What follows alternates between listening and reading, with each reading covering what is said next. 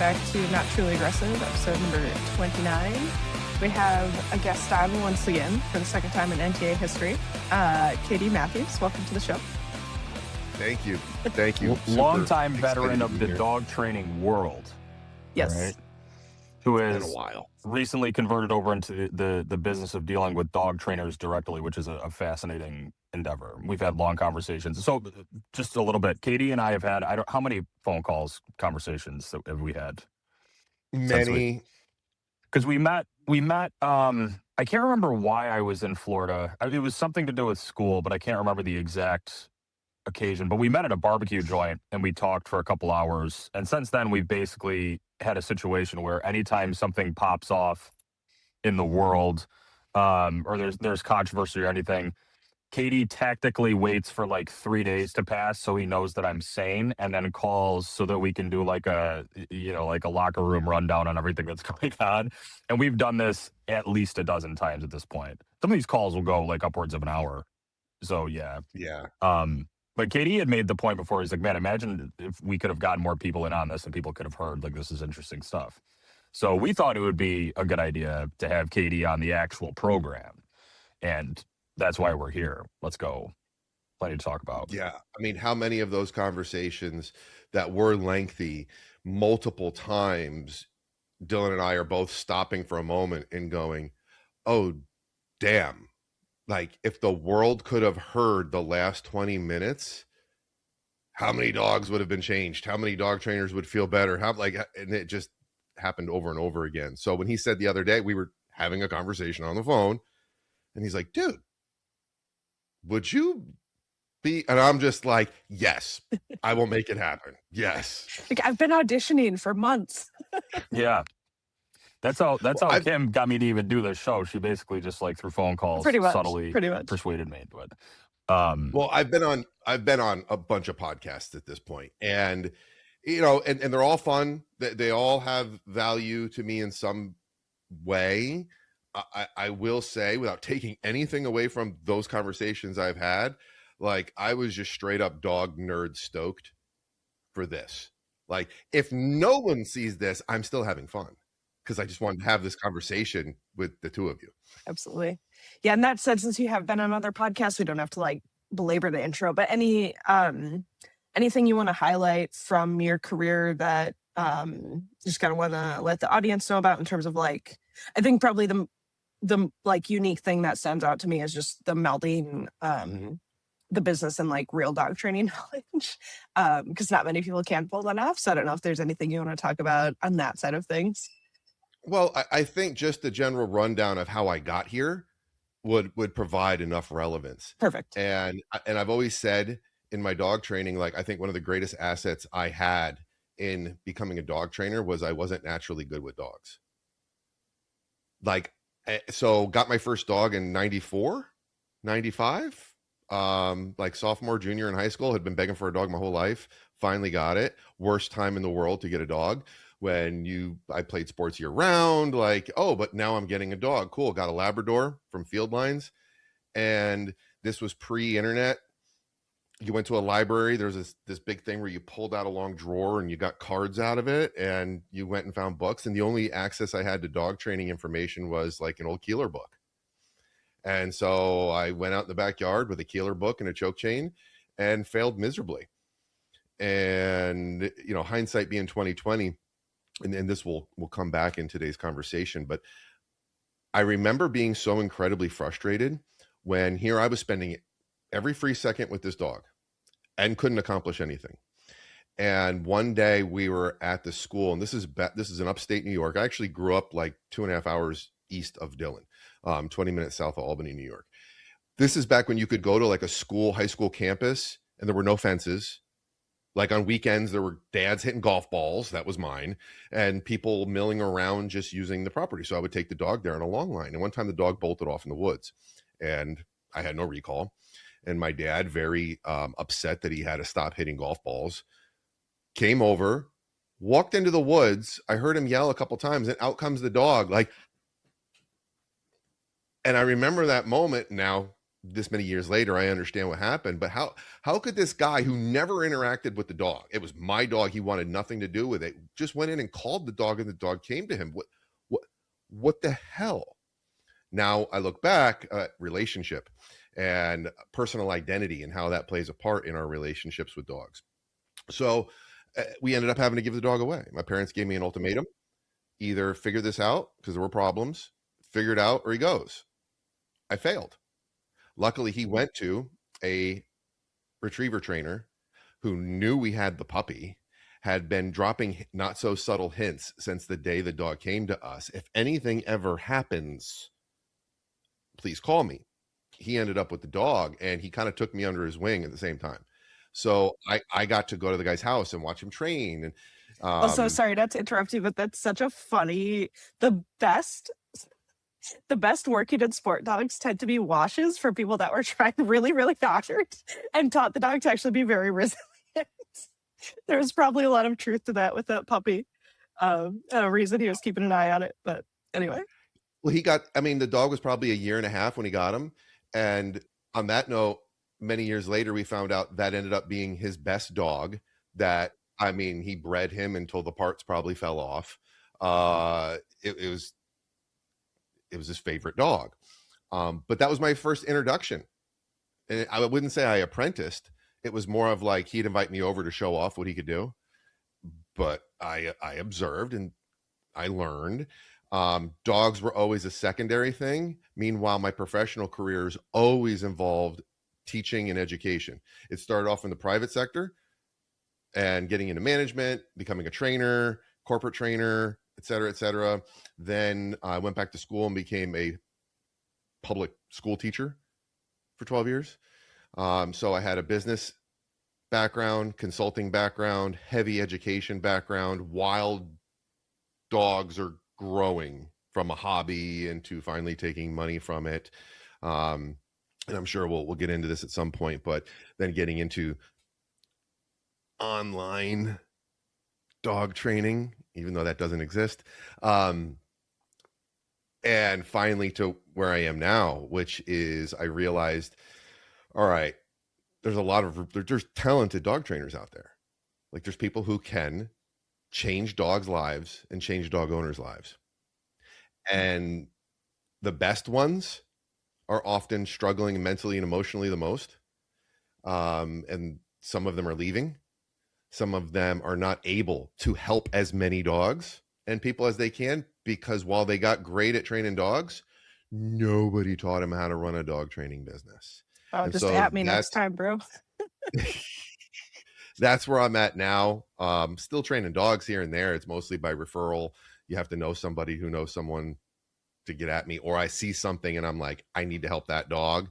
It's completely on my own terms now. And the majority of my work now is with helping dog trainers actually learn how to run a business that provides their dog training.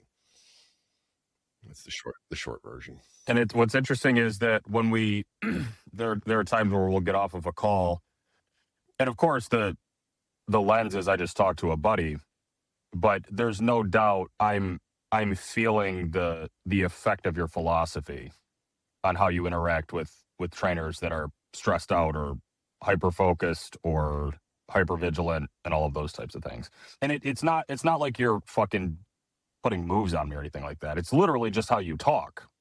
Like it's just how you are. So it's cool. Which makes it so much fun. Right. Because it's not work. You're literally just having conversations. Yeah.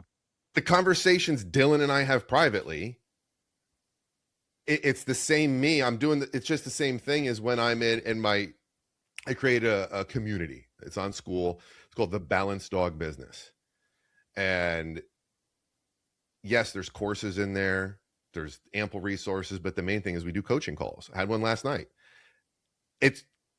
I get off those coaching calls with more energy than before I got on them, because all I'm doing is having like cool conversations with cool people about what they're doing and helping them, which is no different than like hopping on the phone with Dylan for an hour and talking about 20 different things. It's the same conversations. It's the same energy, which is why I love it, because it doesn't feel like work.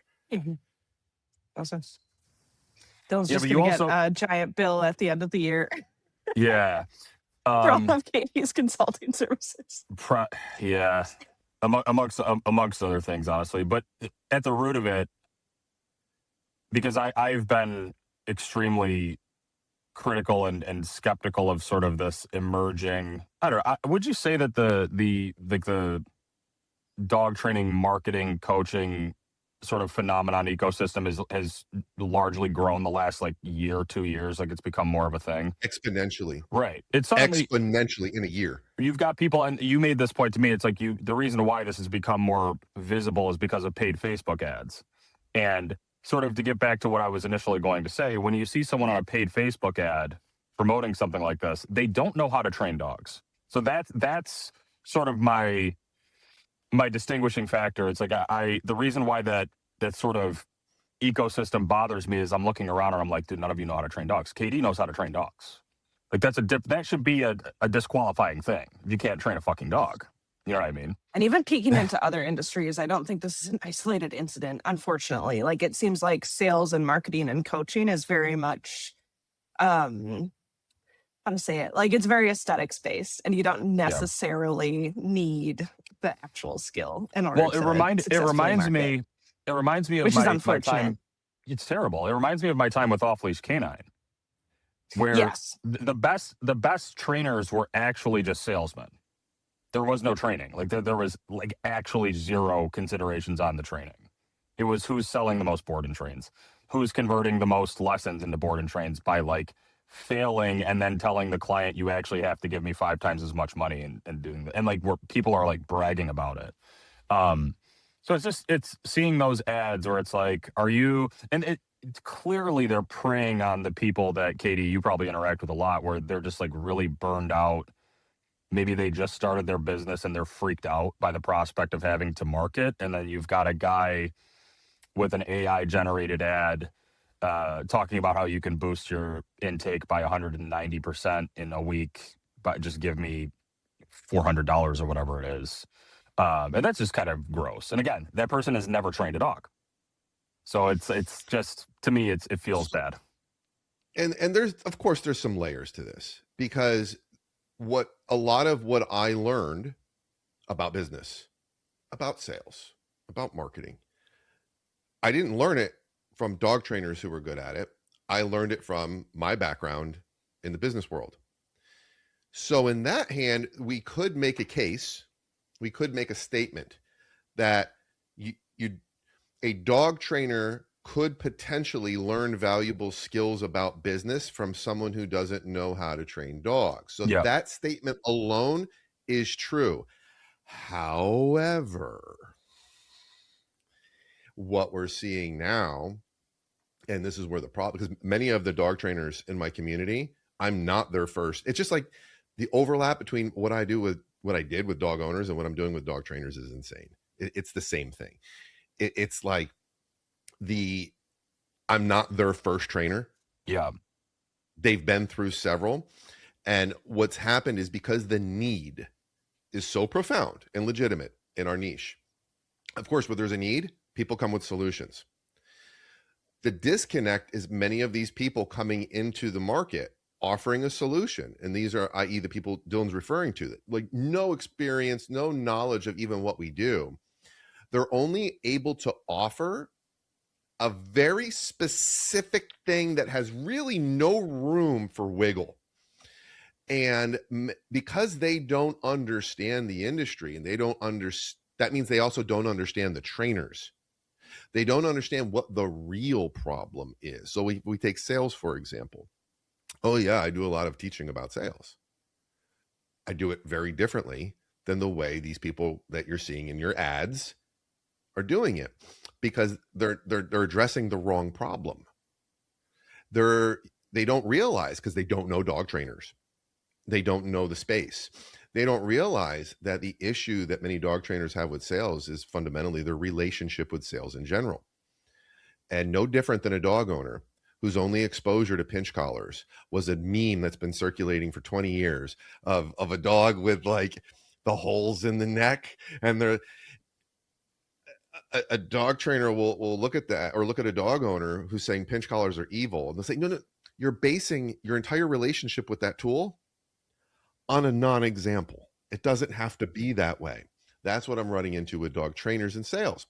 They're basing their entire relationship with the concept of sales on someone who hard sold them on, whether it's a car, whether it's a lawnmower, whether it's a subscription to something online, hard sold them on it. They then have buyer's remorse. They feel icky. They say, if that's sales, I don't want anything to do with that. I don't want to be that person, understandably so.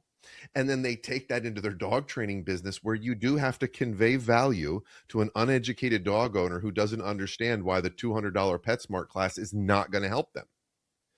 So then that turns into the frustration, whatever.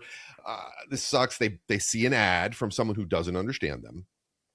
They buy the sales course, and all the sales course is the exact thing that they hate. High pressure, hard, and they're like, see, sales is wrong. It is bad. I just spent $500 in this course, and all it did was tell me more of the things I want nothing to do with. Yeah, this is the same as goes... someone.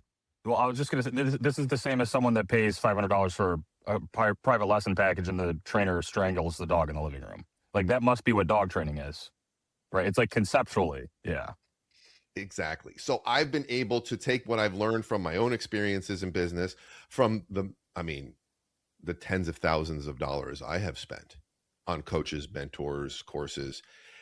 But because I actually have worked with dogs and dog owners, and I understand what it's all about, I've translated all of that into a way that's like, no, I know what your problem is, because I felt the same way.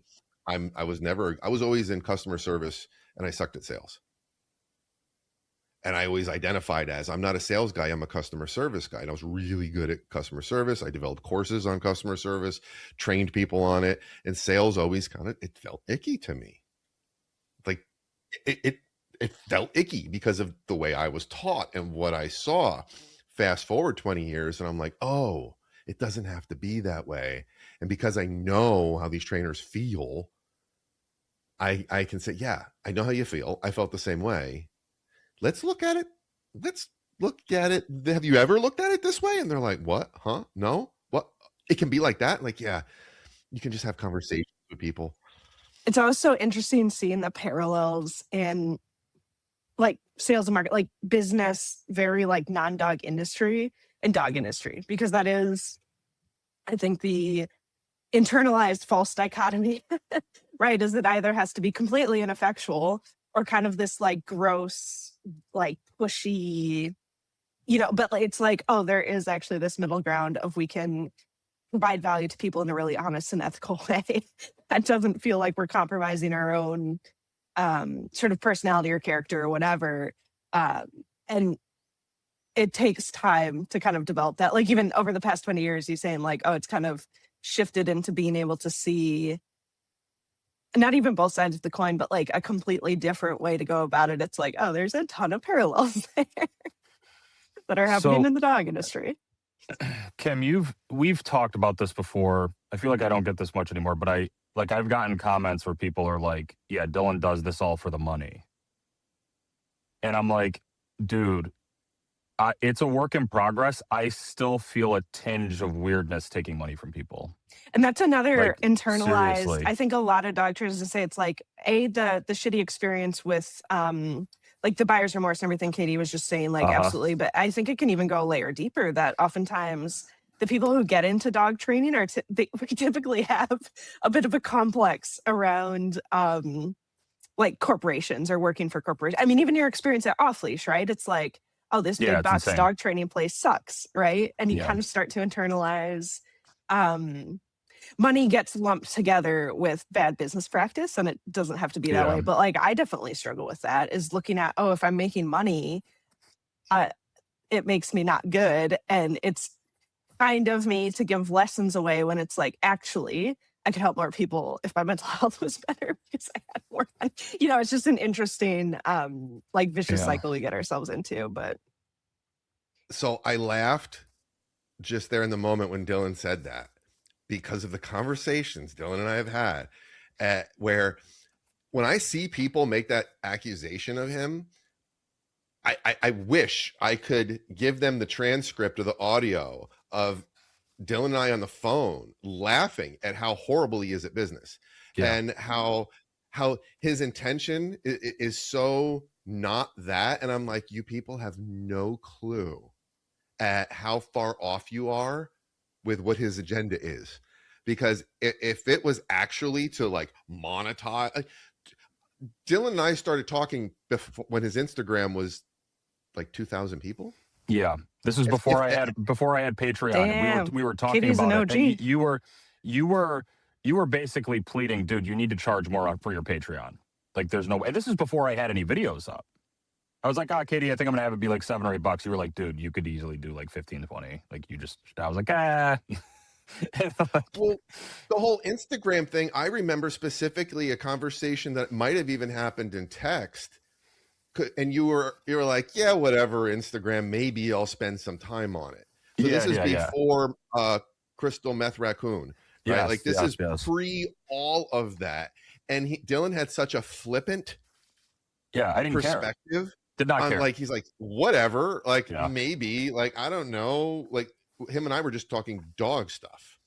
And then it happened.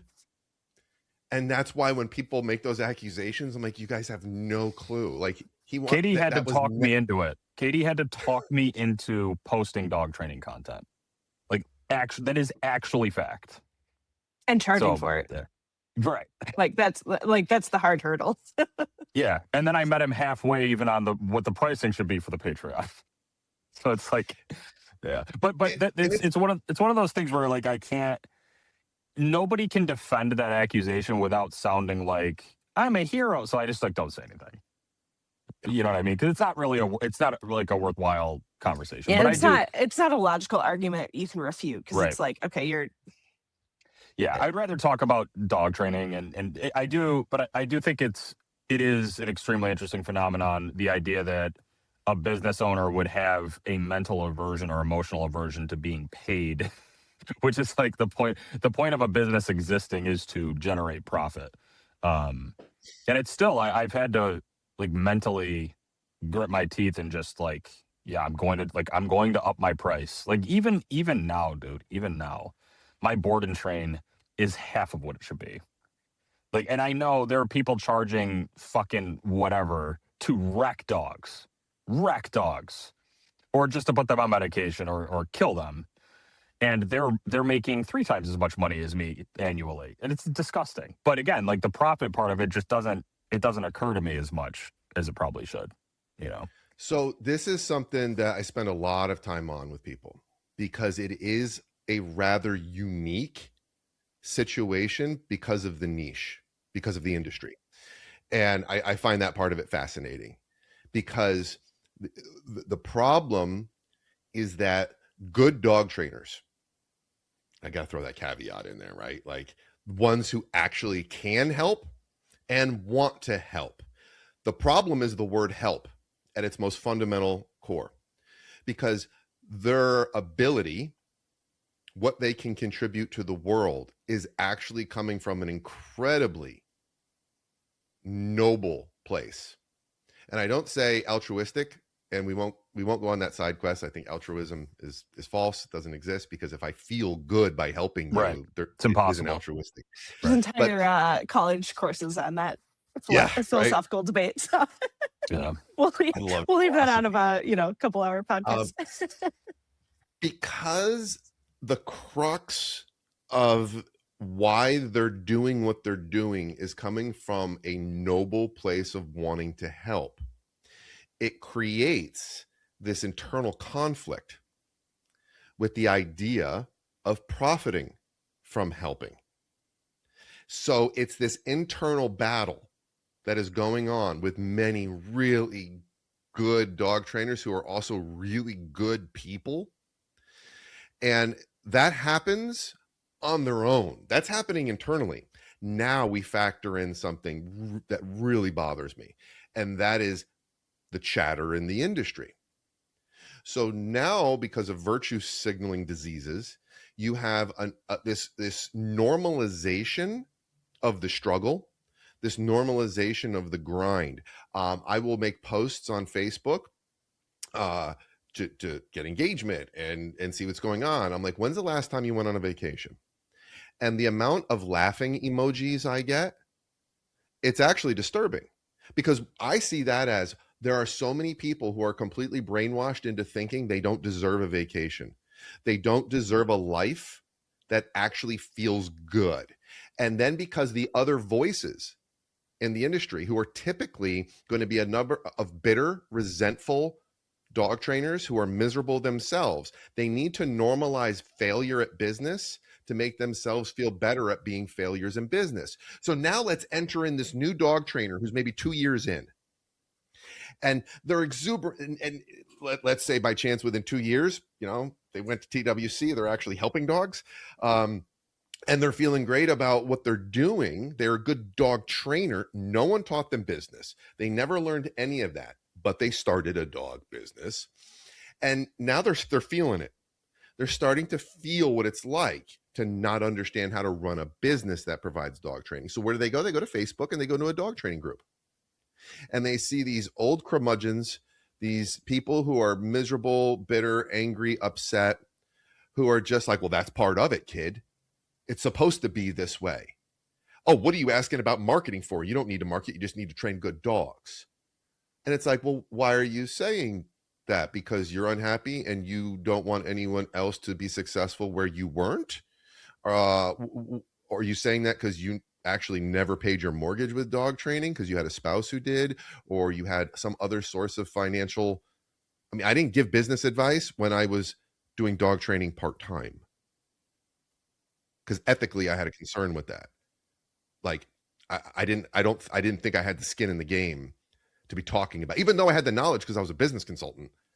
It just didn't feel right telling someone how to pay their mortgage on something when I'm not paying my mortgage on it. I we just could couldn't. use some of that, like, shame, self-awareness block where people are just like, wait, who am I to say that? Man, if everyone had like 5% more of that in the dog training world, like, yeah, sorry. It's just That's a, yeah. relevant. Well, Absolutely. and the right people have 5% less. Like that's the other sad part Right. about it too. Right. So the conversations I'm having with dog trainers is just helping them understand why they're doing it in the first place. And one of the favorite question I start out almost every dialogue with is, so why did you start a dog training business? And the majority of people give me an answer that they have been conditioned to believe people want to hear, which is, well, because I love dogs. And I'm like, oh, that's great. I love that you love dogs. My follow-up question to you is, how come you don't do it for free? And the blank looks they get as it's like, yeah, now we're getting started with some work. How about a better answer would be, because I wanted to provide a fulfilling life for myself and my family by doing something I love. Yeah, because how about that? And if we really want to dig a little bit deeper, we work with animals, right? We tell dog owners that their emotional state matters. We tell dog owners all the time that they have to, like, there's some things maybe within themselves they need to fix in order to fix things with the dog. We need to feel good, because remember, dogs can't read your mind, but they always know how you feel. How many times have we said that to a dog owner in some shape or form? Because it's true. Okay, dog trainer, you're a human who's working with a dog. Doesn't your mental health, doesn't your feeling and state of mind matter? Oh, yeah, that's right. That business that you don't understand, that's running you into the ground, that you haven't taken a vacation. When's the last time you went on a date with your spouse or your significant other? When's the last time you hang out with the bros or the gals? Like, when's the last time you went and did a hobby? Like, what? So you're not operating at your fullest. And on Instagram, you see me start posting more things about food and about nutrition and about, if you're going to drink an energy drink, mix it with a protein drink. Why do I do that? Because dog trainers are living in gas stations, getting food in between clients because they're overbooked, because they don't know how to schedule appropriately. They're up all night because they're still answering texts because they're scared if they don't, they're going to lose the client. all of this ties into health, nutrition. So when I teach and when I take people into the balanced dog business, I tell them up front, this isn't about get more leads. This isn't about make more money. I'm teaching everything about business through the lens of business is not your life. It is something that provides for the life you want to have. Again, the parallels of the selling, like this is not about selling leads, like that's teaching flashy obedience, right? But what you're talking about is the actual sustainable holistic lifestyle of the dog, you know. And it's like, again, the parallels are just crazy. They're I'm endless. They're endless, Yeah. Kimberli. I'm over threshold right now. And I was like, oh my God, he's spying on me. This is like actually upsetting. It's funny. Yeah. The parallels make it fun because it allows me to make a reel or make a post where I'm like, hey, dog trainer, you know that dog owner that you told to do this and this and this and this and this? How's that working with you in your business? Oh, you told them not to watch YouTube. You told them to stop copying what they saw other people do. You told them they need to invest in you, a professional, to guide them so they can save time, not mess things up, and actually enjoy more with their dog. You know how you told that to a dog owner? How come you haven't invested a penny in doing that with your business? How come you're winging it? How did you build your website? Oh, you looked at 20 other dog trainers' websites and just copied it, even though you have no idea what a website is even supposed to do. How can you expect a dog owner to invest in you and take your advice of don't copy others and wing it? And your entire business is built on winging it and copying others. Like, I'm just posing a question. If you have an answer, great. Like, that's all I'm doing. And that's why I end a lot of my posts with, yeah, do I help people with that? Yeah. But for now, just think about it. Just think about it. Because the parallels are uncanny. Yeah. It's wild. Who wants to talk It's about fine. the IACP? Wait, sorry, before we move on to that though, the other sort of niche that I was thinking about a lot as you were talking, Katie, is breeding. Like if you want to drive yourself nuts, like that's a really, really interesting, like even more condensed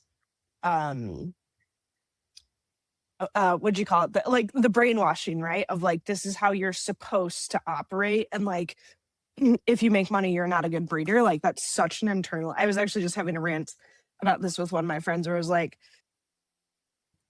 it's ridiculous that that's kind of seemingly not like the only place, right? But it's so ingrained that you almost can't argue against that online without getting told that you're a horrible person, because how dare you make money off of a living creature? And it's like, like there's just so many layers there that are so interesting. Like, I'm just kind of curious if you ever dove down that particular rabbit hole of like working with breeders, or have you stuck to mostly trainers? So I kind of like overlap in that world a little bit.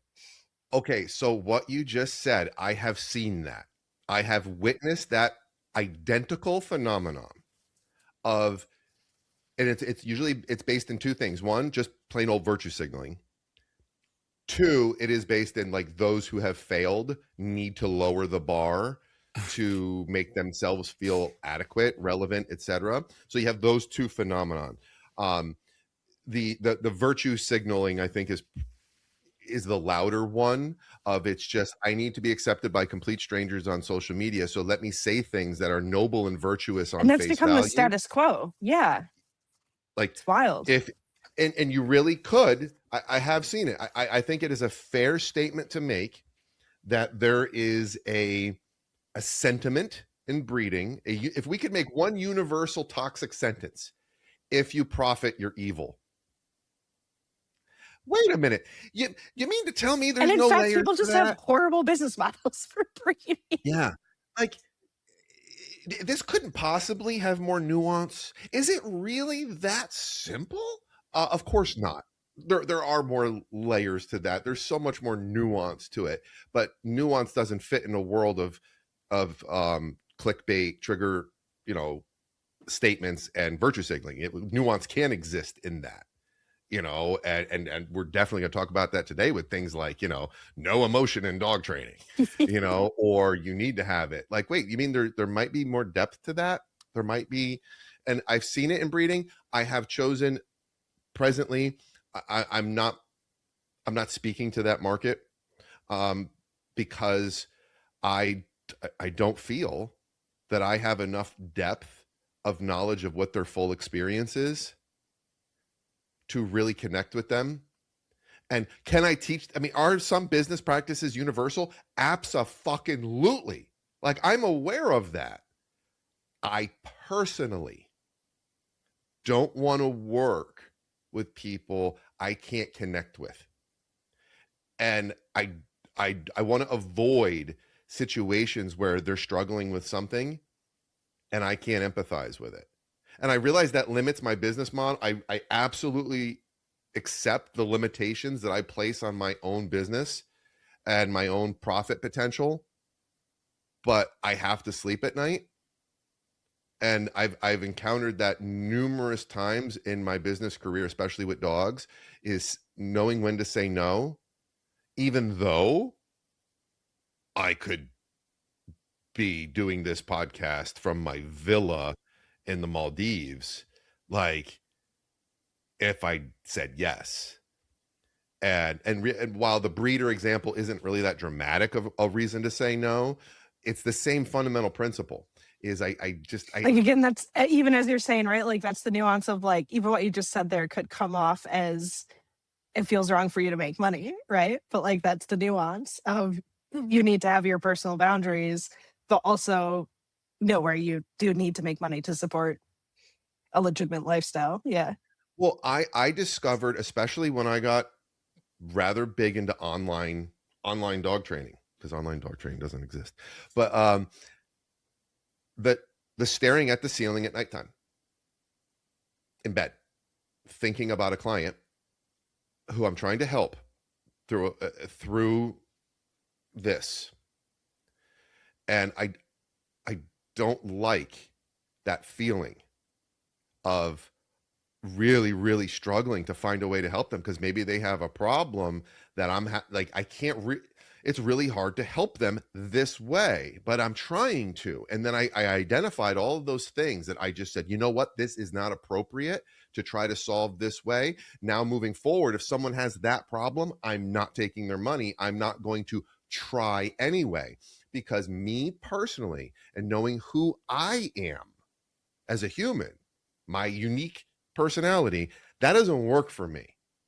I can't shut that off. So once I troubleshoot and make sure, is there a way and I just don't know it yet? No, there isn't, dude. So then it's, okay, cool. I don't take that money. I don't try to solve that problem because I need to sleep at night.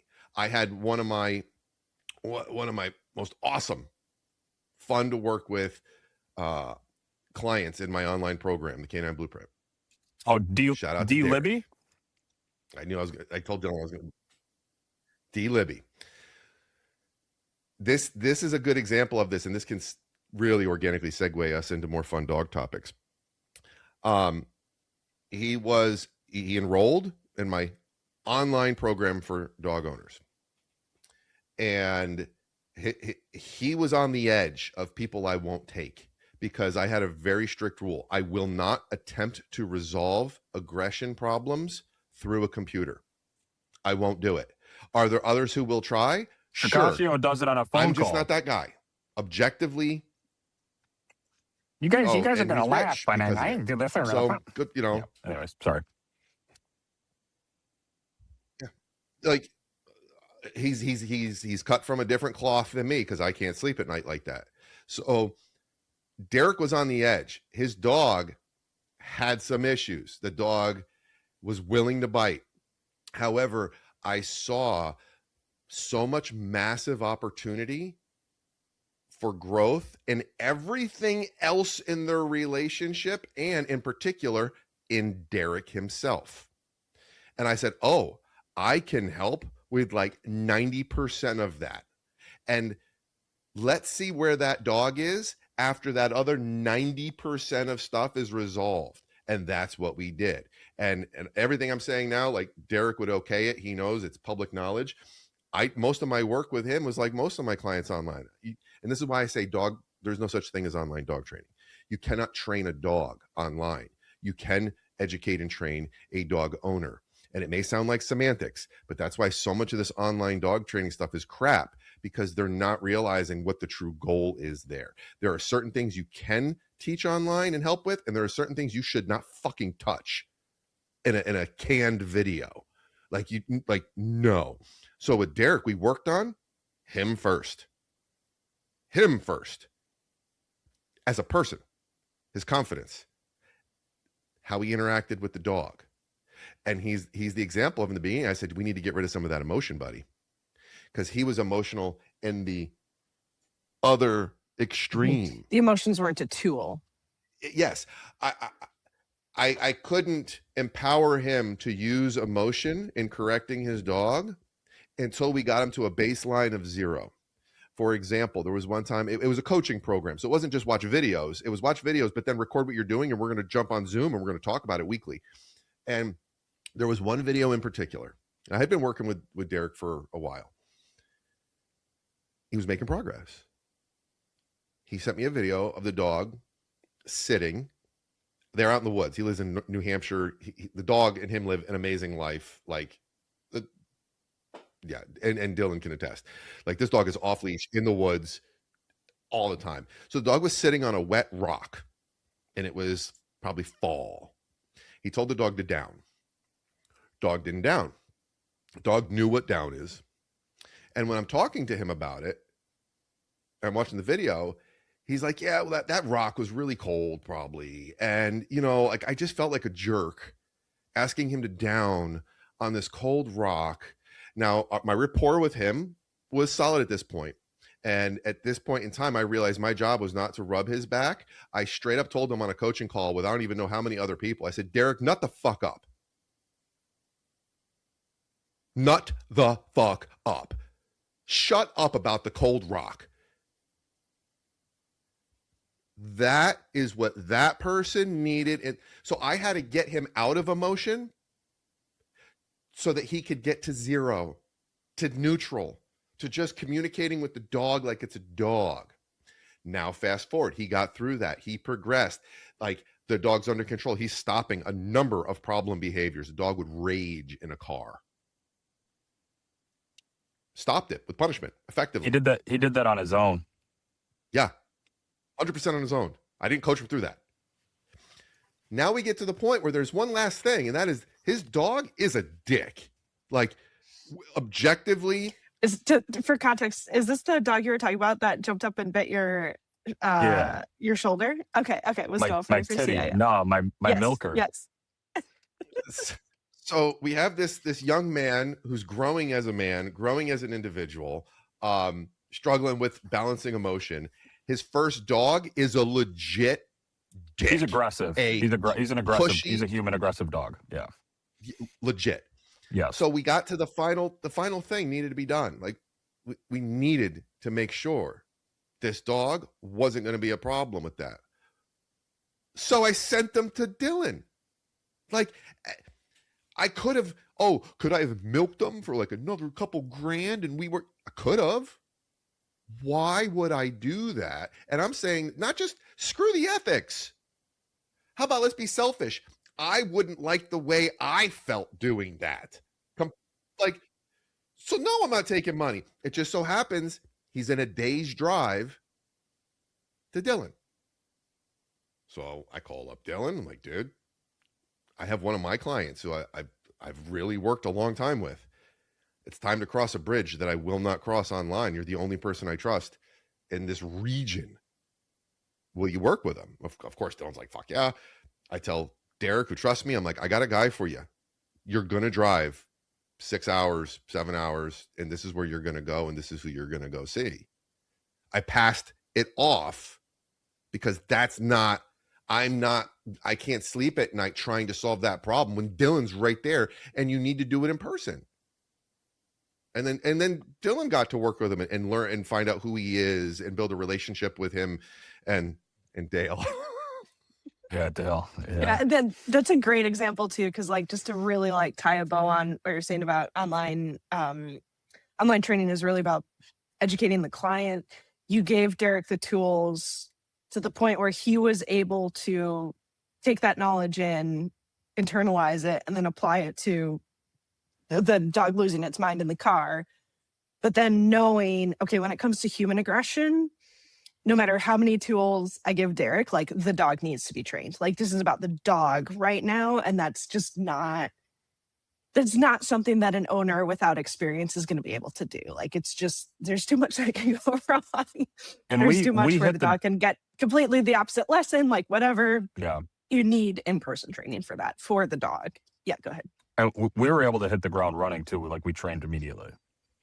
There was no like, hey buddy, you're gonna be like, no. You it was didn't like, have "All right, to what are do we the doing?" job It's of like, educating the client. Yep. right. Yep. That groundwork had I already been didn't. laid. Yeah. I Yeah. mean, a little bit, but yeah. He came in resolved, like, no, I want to do this. Like, we got to do this. And we took a weekend, and it was really cool. I remember we got him playing outside, which he had never done before, like consistently playing outside. And this is all for me, very Shikashio coded, hands off.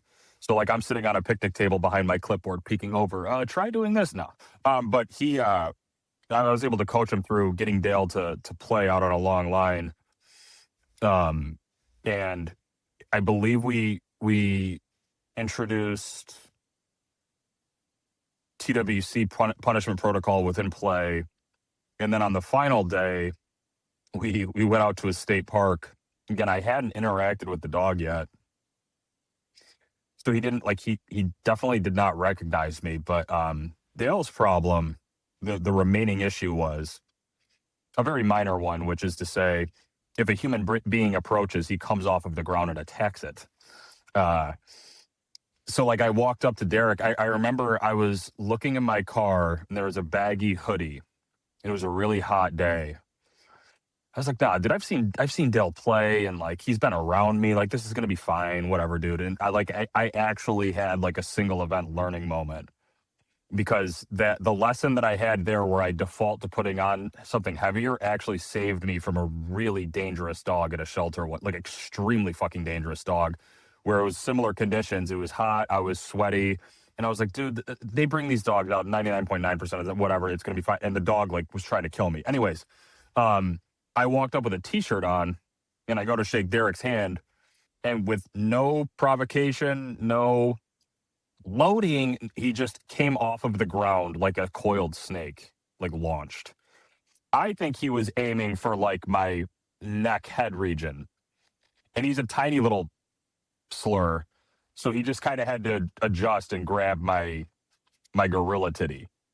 And we ended up setting up a double line with Derek's truck in the middle of a parking lot at a state park. There's people everywhere, and we went off on Dale. Like Derek like went off on Dale, and it ended up being so fucking cool because not only did Dale accept me after that, but like we were like having good interactions, and I was like bleeding through my shirt, but it was that was so fun. It was really, really cool, and he's been keeping me updated. He's like, no, Dale's killing it.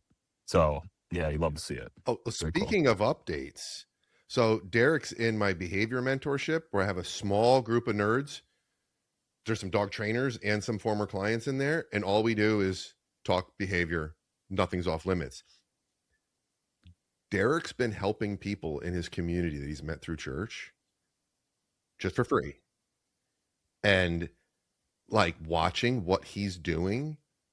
There's one dog, they've been through several purely positive trainers and just absolute mess. Here's my online training student who's hung out with Dylan a couple times, now going out and just trying to help for free. Like, no, there's no ethic concerns. He's made more progress with the dogs he's been helping in less time than the trainers with all the years of experience that charged them thousands of dollars have even come close to. And he's got a new one right now with this guy with I think it looks like a small English Mastiff or Bull Mastiff, a large Mastiff dog that was super timid, super like sketchy. And Derek unlocked some play with the dog in the first session. And now, like, the dog is making huge gains in as little as 3 sessions with this amateur who took an online dog training program, consumes, ample content online from the right people, and he's just going out and trying to help people with dogs and watching the progress he's making with them. And again, this is not someone who's naturally good with animals. This is not an overly confident, like, we all have probably met those people, especially me back in the 90s, early 2000s. Like, a lot of the trainers I apprenticed under or worked around, they were the type of people, and this is a real thing, by the way. There are people who, when they walk in a room, and those of us who spend a lot of time in, like, the working dog world have probably seen more of this. There's those people who, they walk into a room, they don't touch the dog just acts different. And dog training used to be, the industry was dominated by those people.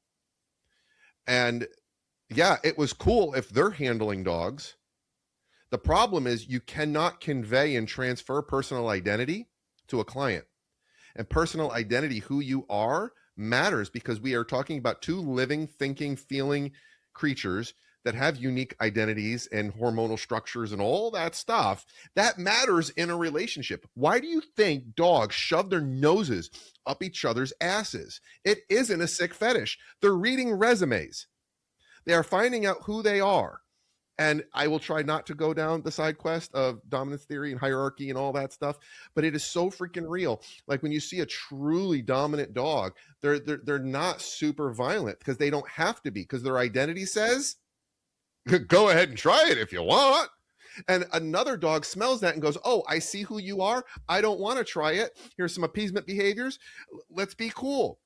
Well, it's the same thing with humans. There are humans who convey that energy. And it's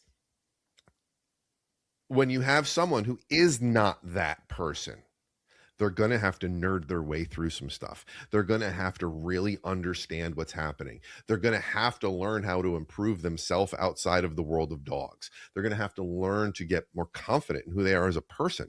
They're going to have to learn how to manage emotion so that they can get to the point where they are using it responsibly, to kind of circle back to that.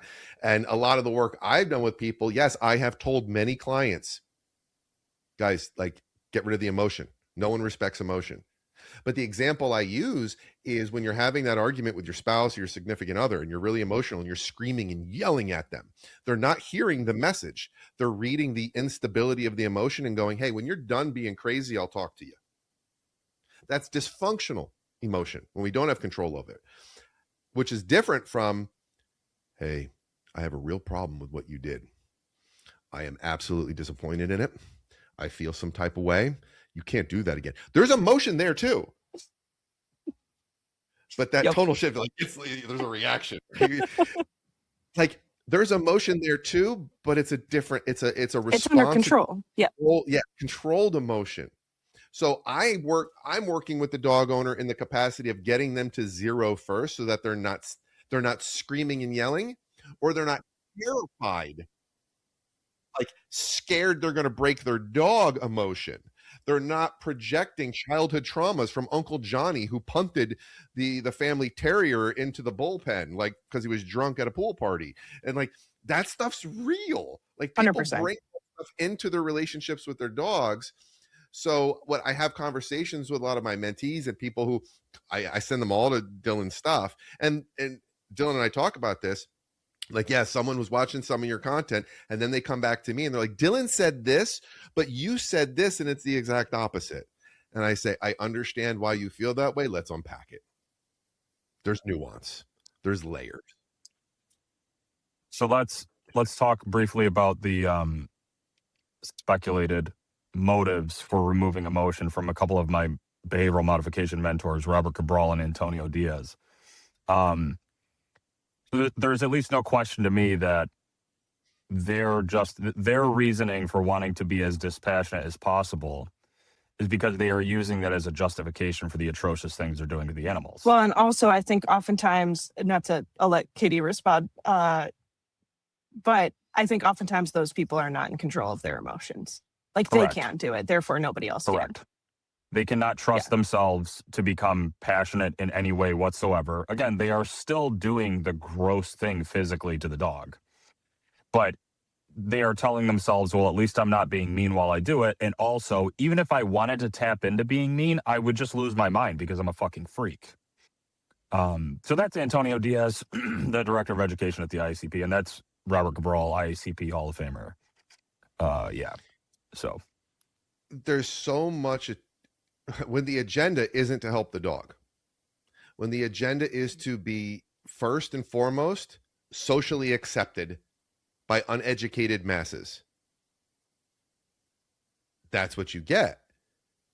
Because there's truly no intent on learning to help the dog. It's how can I package this? I don't want to call it information because that's disgusting to call it information. How can I package this story in a way that makes me look good? Well, why would they want to look good? Oh, for any variety, long list of reasons, combined or singular. Profit, ego, filling their own issues, human nature demons, whatever. broadly. Like, Yeah. combined all of that. It isn't about the dog. So if they're going to do something because that's all they know how to do, because their skill set is so profoundly limited, and they perceive, or they think probably correctly, that there might be some people who have a problem with it, let's shroud it in emotionally safe language. Let's talk about, you can't have emotion with this. Emotion is bad, because that sounds like it's probably safe to say amongst people who have no clue and are guided by emotions.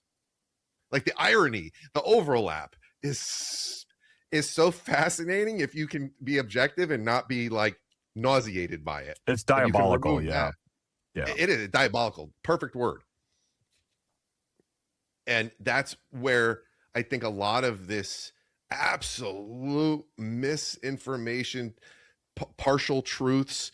I made one comment before everything got deleted, when Antonio's rebuttal to the reaction to the reaction. He was like, this wasn't supposed to be a master class on punishment. I was just providing fundamental or essential, I think he used the word essential, information. And it's like, but you left out contingency. So, okay, educator, if you were an educator, you would understand that a partial truth is more damaging than no truth. So if this wasn't a master class, it was just a short, curated snippet, you have to be even more responsible about what's in that snippet. Because if you only give one piece, but you miss the other big ones, you cannot tell me you're talking about essentials of punishment and not talk about contingency. That might be arguably one of the, if not the most important thing to have. I'd say it's more important than timing, because I think timing is under the umbrella of contingency. It's timing is a component of contingency. So if there's only one thing we can talk about, we got to talk about contingency, which he omitted. Right. No, I'll say it. I just don't care. Obviously, contingency is the only thing that matters. Obviously, that's not true. But it does. I think it is true that it is. catches a lot of everything else. Like, I think what's so funny about that is timing becomes the like, it becomes this. I mean, kind of what KD was saying, like, it's the safe thing to say is that, like, oh, good timing is necessary, but then it doesn't actually, like, that's too specific to cover contingency. And then seeing someone argue that, like, timing is the only thing that matters shows that they don't understand, like, the true umbrella that contingency can capture, I'm trying to think of an analogy for it, but yeah. Can I say something quick? I actually think the timing obsession is slightly a force-free psyop. I think that the force-free advocates have convinced everyone that to use punishment, you basically have to have the reflexes of like an F1 driver. And you need to be able to like hairpin trigger, like go, like at the sound of the horn. So they simultaneously want people to believe that punishment is ineffective, unnecessary, and also just technically impossible. You have to be a master, a god to be able to make it work if it works at all, which is just total fucking bullshit. Complete fucking bullshit. But Kim, you made the point, and it at first glance may seem like a hot take, but it's just really, really not. And I don't think you went far enough. You said it may be true that the dog in the video that Antonio was using to virtue signal and bully that guy was treated way more Mhm. fairly than the dog in the video that he's walking down that's muzzled that he e-collar stims into pissing Saw that. itself. Yep. That's not a Yep. That black maybe dog had a scenario. relationship with the handler. It sounds, and again, like I'm assuming that what the guy is saying is correct, but I have no reason to believe he's not because he's been extremely transparent throughout the entire thing. Correct. Had a past relationship with the dog, had previous learning experiences that the Right. dog understood that this was a punishable offense. Literally, the problem with that punishment event was that he did not block the appeasement behavior. That was kind of it. Like, from what we can see, that was the only problem. He marked Right. it. He gave an aversive that was probably at an appropriate level, to be honest, for the infraction that the dog was doing. Like, that is a potential death sentence for a dog if it's attacking other dogs consistently. he went too hard, but it doesn't fucking matter, dude. Correct. Like, And where's the dog again, now? like, my guess is, had he blocked the appeasement behavior, it wouldn't have looked as bad. Right. Like, because that's what dogs do. That's Right. what happens when you do unclear punishment and you allow this like gray space of weird ass like appeasement kind of. But had he just done it too light of it, right? Like, and again, like, bless him for trying. I'm not trying to criticize this guy and like, put him through the ringer again. But like, that's the fix, and then you're good. Like, that would have been totally. Like, that would have been 100%. He was already at like 80, to be honest. Right. The dog in the video with Antonio had no relationship, had no concept of contingency, was not a safe learning environment. Like, just everything was just wrong. Like, there's not even, we can't even salvage that. Like, at least Right. with the black dog, there's like foundation that we can absolutely salvage. Right. You can say, oops, Right. my bad. Let's Yes, do another yes. round. Right. Yes, I can try to do that better. correct. I can try to do that better. Yes. Yep. So the fact that I just bullies, man, fucking kill me. I'm not gonna leave this guy alone. It's gonna be really bad.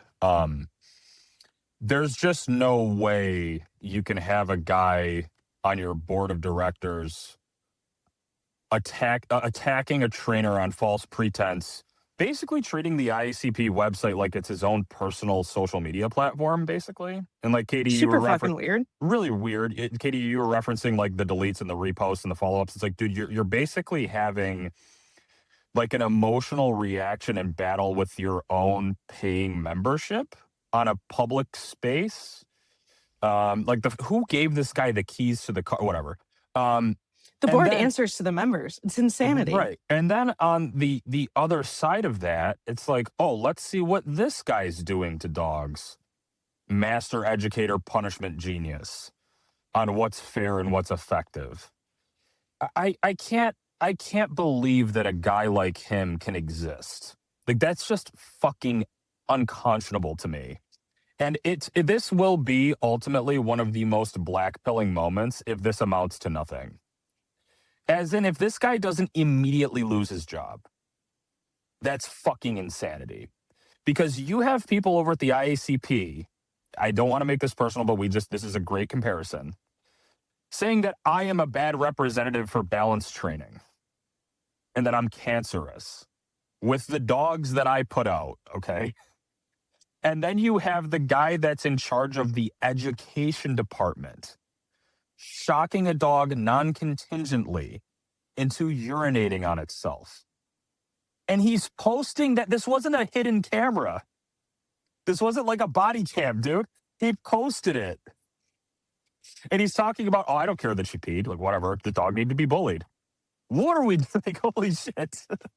It's totally insane. Anyways, that's all I had to say. It's crazy. Yeah. And I think, unfortunately, it'll go one of two ways. Either is that ISCP will clean house, or I think what's unfortunately more likely to happen is that the ISCP will, everybody who is trying to turn it around will just get burnt out because they're not making any difference. And hopefully a new grassroots organization will start. But I think it's unlikely at this point that the ship's getting turned around, which is too bad. But well, there's been such a profound shift from even being somewhat neutral and or like functionally, and Dylan and I talked about this, like there was at one point some objectively valid accomplishments and efforts and directives and advocacy happening that really were getting into dog training methods that was truly about protecting the rights of all dog trainers to ethically pursue their craft in the way they see fit. if I worded that well, like, I feel like that's what it was. There was actual advocacy with legislation. There was efforts to maintain membership's rights to do as they see ethically fit. That is different now. That has clearly shifted. And all it takes is a brief rundown of the personal accounts or the business accounts of some of the shot calling members, and looking at what they're advocating for through their own business and watching their own dog training. And it's like, oh, I think I smell what's cooking. You know, I when I was a teacher, I taught US history and world history. So I got into political science to a degree, and I got into how the various governments and nations and empires succeeded and fell apart. And it is it literally overlaps.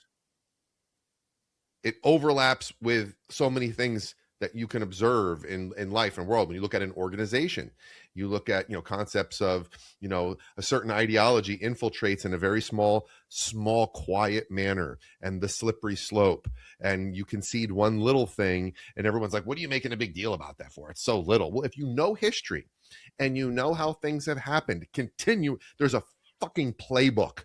There is a playbook, and it has been run countless times in countless contexts. The same playbook is being ran here. That's not a subjective take. I mean, we can check boxes. We can empirically overlay and see what's happening. And it's like, oh yeah, it's a shift to follow an agenda. And there's a protocol for that. And we're watching the protocol play out by change in leadership, individual people, choices in what they do, what they say. I don't think Antonio's following any like master plan. I think he's just like tripping over himself, Right. so he can be in front of a camera. So, well, let me ask this, okay? This has just been extremely frustrating. Shocker. Does it not at all seem strange that one side in the ideological dog training struggle, the force-free side, treats this like life or death, scorched earth, killing to the last man, brutality, like we are a united front and we are looking to eradicate balance training as a concept. And then the resistance, the other side, has increasingly been bloviating and signaling about unity and pacifism and acceptance. Does this not at all seem creepy or insidious to anyone else? It is mind-blowing to me that you have Lima trainers that claim to care about dogs talking about the virtues of platforming Denise Fenzi and Michael Shikashio. That's unfucking believable. And I truly believe it is traitorous. I don't know if all of them are. I'm not saying this is some sort of like huge conspiracy where everyone's in on it, but there are willing traitors that get some sort of satisfaction off of appearing to be diplomatic and open-minded with people that want to eat us, by the way. And it's impossible to ignore. It is fucking impossible. I don't know. That's it. Crazy. Well, it's not a coincidence that if we were to take what you just said, this example, right, this case study of what's happening in the dog training space, it is copy paste to 40,000 feet above on a cultural level with everything. So I remember in one of the groups, someone had made a post about, you know, why is dog behavior declining? Or why are we seeing an increase in problem dog behavior? What's the root cause? And of course, all the trainers are chiming in with like, oh, well, it's breeding and it's this and it's that. And I'm like, man, y'all are looking through a toilet paper roll. No, you're actually looking through a straw. Never mind that. You're looking through a straw. If you pick your head up and look around, what you are observing is simply a manifestation of a greater cultural shift in general. We see it in every aspect of life. It's just, okay, when we look at dog training and what you just explained, right? Like there is one group that is absolutely vehemently organized, targeted, and then you have others like, why are they sitting on the fence? Why are they getting in the way? Um, well, why is that happening? Screw 40,000 feet. Let's go 100,000 feet. What I saw as a public school teacher, come on. And I've always enjoyed sociology. I've always enjoyed looking at the world around me like a giant bunch of lab rats, right? I love people watching and understanding why people do the fucked up shit they do. And it is the same thing I saw culturally in the shift of how children are raised, how children grow, how do people interact with other people, how like, and really getting into the psychology of like a person who has emptiness in them. I'll use, skip the jargon, like someone who's missing something or missing several things. How do they fulfill that in 2026? How does that combine with the way technology has influenced our lives? How does that combine with the way social media has given us an opportunity to communicate with people in often ways that aren't going to be helpful? So when we talk about the traitors, literally, the people who are confronting the enemy who wants to annihilate them and trying to like break bread and build bridges, man, all that is virtue signaling. All that is people who are insecure at a fundamental level with numerous things within themselves, and somehow they've placed value on appeasing others in such a way that it's to their own demise. And that's happening at much bigger, broader levels than anything, than in some unique microcosm. No, all we're doing is because we're in this space, this is where we're seeing it the loudest. I have my head in a lot of other spaces, and I see the same thing everywhere else, which is why I might have a more pessimistic view on things. And having been a history teacher and like seen this story played out so many times, just not at the rate and the pace, because the technology has sped up the whole process exponentially.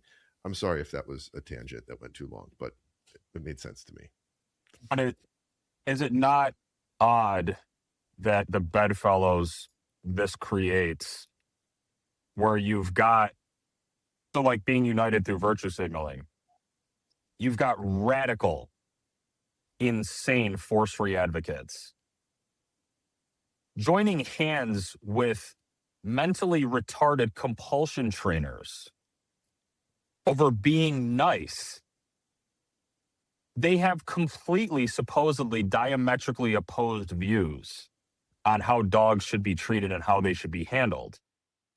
But you've Everything's got, actually a circle. it's insane. You've got a dropout Keeler reject dog windmilling F-slur like Robert Cabral fucking standing side by side with Michael Shikashio.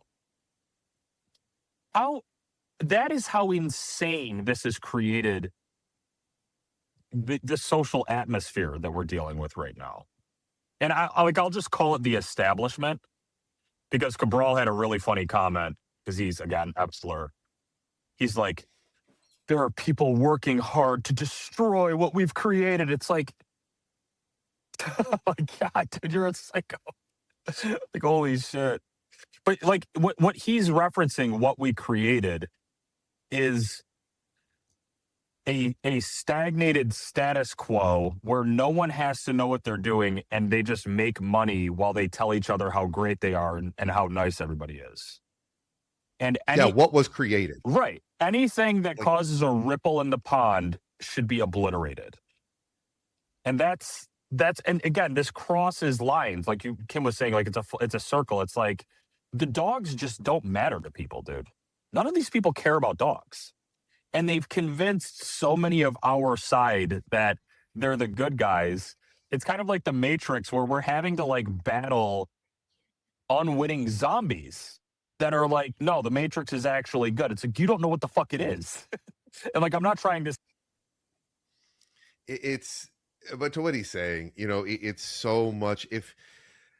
If someone can pause long enough to look at a broader perspective, it can help resolve. Let's just start at resolving the internal conflict being around this creates, which is what I end up doing a lot of with the trainers I work with. Like, it's okay, how can we get you feeling better? Well, maybe understanding what's happening will help. A little bit of understanding so that you're not constantly in decision fatigue of why is this happening? Why is this happening? No, he's back. I am back. I should be good. Okay. I should be good. Okay. Yeah. So, but yeah, I think I crashed right at the end of a rant, but Okay. I don't know how much of it got cut off. But basically, the summary is people don't care about dogs. Like that's just what it is. Yeah. Which is nice. And I mean, we could arguably say, caring about dogs solves so many problems. It solves problem in business. It solves problems with the dog. It solves problems with navigating the world, this toxic world that we're talking about. Like, if you care about the dog, there's a lot less confusion. If you care about the dog, you'll understand why Dylan talks the way he does. If you care about the dog, you'll value the amount of work being shown by Dylan and people who are now feeling more comfortable and confident to show work. If you care about the dog, let me jump in. Let me jump in really fast. If we cared about dogs, I wouldn't be doing any of this. It's a non-starter. You don't have to worry about my behavior because I wouldn't be fucking doing this. Like if I was going off about people that cared about dogs, I would be a bad person. Like I would be completely obsolete in any of it. And that is the entire fucking point. I would be losing. Yeah, I don't even, sorry. Keep going. It's just the fact that people think I'm on like a joyride or something is crazy. And we've got the balanced trading organization of the world platforming someone that said a bark collar would make my dog mutilate himself because border collies are sensitive. But don't worry, And she's then this actually never person publicly killed- stated that we should ban tools, so it's okay. Right. She's just telling dog owners that if you use one of these tools, your dog is going to turn into like a fucking Hellraiser movie, and there's gonna be blood and she's not body one of the parts bad flying ones. She's everywhere. fine. Right.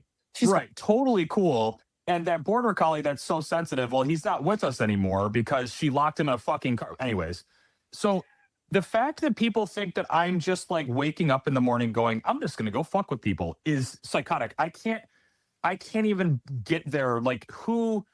Yeah. Anyways, no, sorry, that's just ridiculous. It's insane. Cincinnaticus has spoken. Like, what are we doing? He just wants to go back to the farm, folks. He just yeah. wants the war to be over so he can go back to farm. You didn't ask for this? Right. And I feel like every 3 episodes I have to say everyone saying, dude, it's not working. Your message is gonna get lost. I don't know what to tell you. I can't. I don't. You have to stop saying that at this point. You just have to.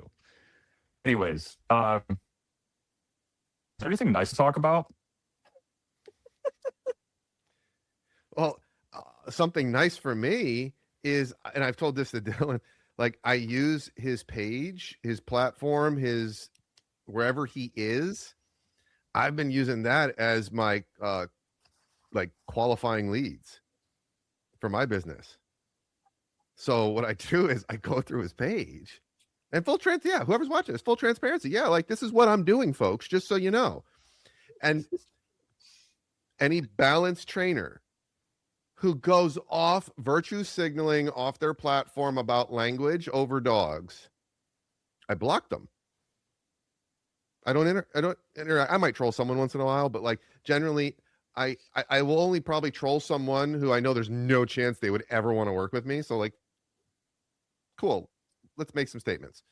But like all the other ones, no, I'm looking and I'm watching because I can't screen I can't like watch all of your dog training videos before I take you into my, it's not conceivable to vet people to that degree. And that's a slippery slope. So what I do is like I go through and people that have like completely off base comments to him or reactions about what's going on, I block them so that simply they just won't come in contact with my material. Like I don't need you seeing a post I make and realizing that I mean technically I could help you with your business. I don't want to help you with your business. You're not in a position right now, and that's being optimistic, as if there could be an opportunity for you one day to think objectively and care about dogs. You're not in a position right now where I would feel good about helping you grow your second priority, which is dogs. First priority, how you appear to strangers. No. So I go through and I block them. I'm like, nope, don't want to work with you. Don't want to work with you. Don't want to work with you. That's why I don't run paid ads. Like, no. It feels like you're using. I can't remember how he said it one time, but I told him, he's like, "Oh, dude, that's wild." I'm like, "Yeah, it is. I'm using your comment section to weed out people." It's a filter. Yeah, it's a filter, 100%. But it is a good filter. It's like, what do you care about? It's pretty simple, pretty fucking simple. And that, by the way, that does not mean that I think that everyone should like what I'm doing. But like, if there's a clear moral equation where it's like, you've got a person that put a 4-month-old dog on psychotropic medication and is bragging about it, and is also virtue signaling about how they would never use an electric collar because anybody that does is a sociopath. If you see that, like exhibit A, and then exhibit B, me being like, you're a fucking retard. If you look at that and exhibit B elicits this crazy reaction, but exhibit A, under any other circumstances, you wouldn't even blink at, you're a bad person.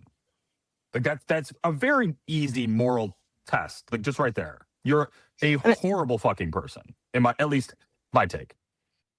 And I think there's a lot of people, it's kind of interesting to watch in your audience, your comment section, whatever, that are sort of realizing you're right and can still kind of be like, oh, I don't like the method, which is like fine. But like you are starting to see people who can't, right, best. Exactly. Like that's the point a little bit, is like, let's draw awareness to the fact that, to this conflict, right? That you do need to sort of pick a side a little bit, and we can disagree with the method of calling those people out or whatever. But like, that is just an absolute truth, as much as there are absolute truths, that like there's a wrong way to do dog training and that's it, but well, even outside of like Dylan just broke it down using a moral compass, right? Like looking at the comment section to the degree that I was referencing it, like determining who I don't want to work with.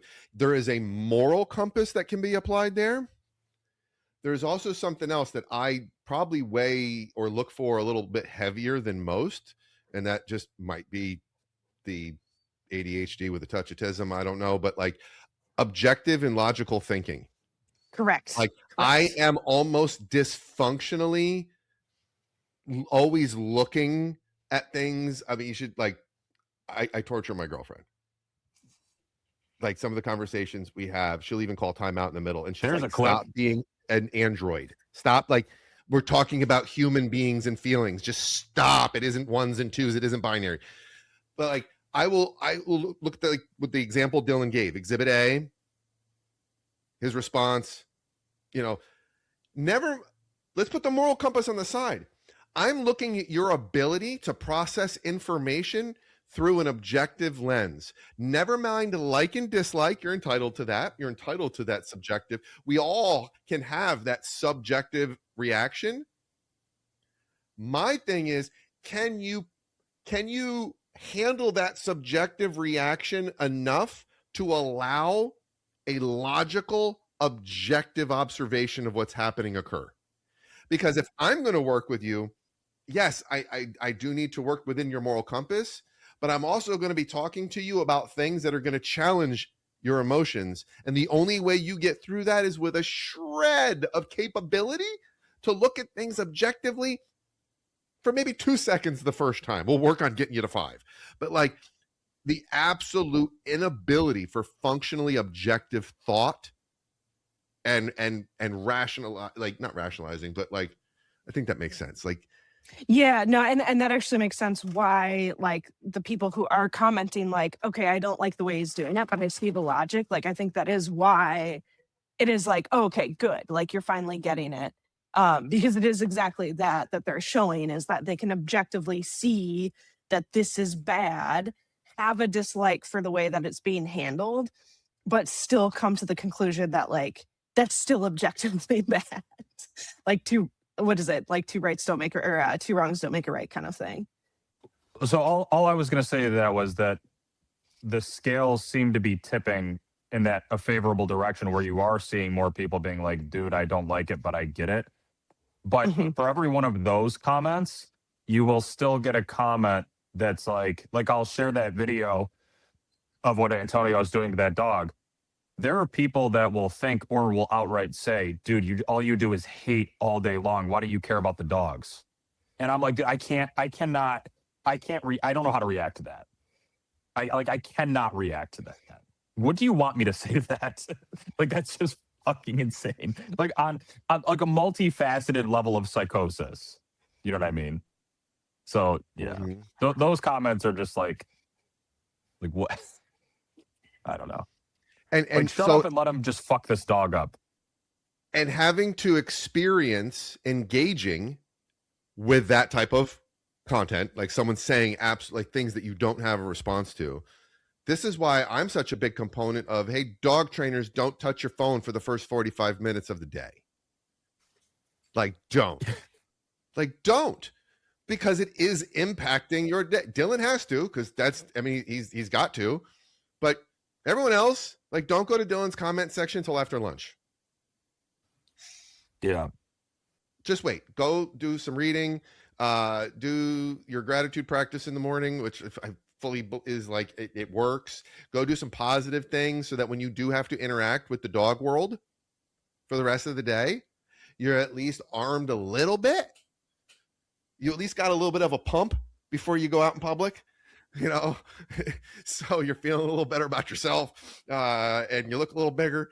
And that way, as you slowly deflate over the day, you'll be able to kind of like manage these interactions, because having to interacting with people like Dylan just referenced, that very specific example of like, you almost don't like, how can you respond with anything other than just an absolute troll comment? And it isn't even trolling. It's just an objective fact. Like you're fucked mentally, like whoever you are, like there is no other response.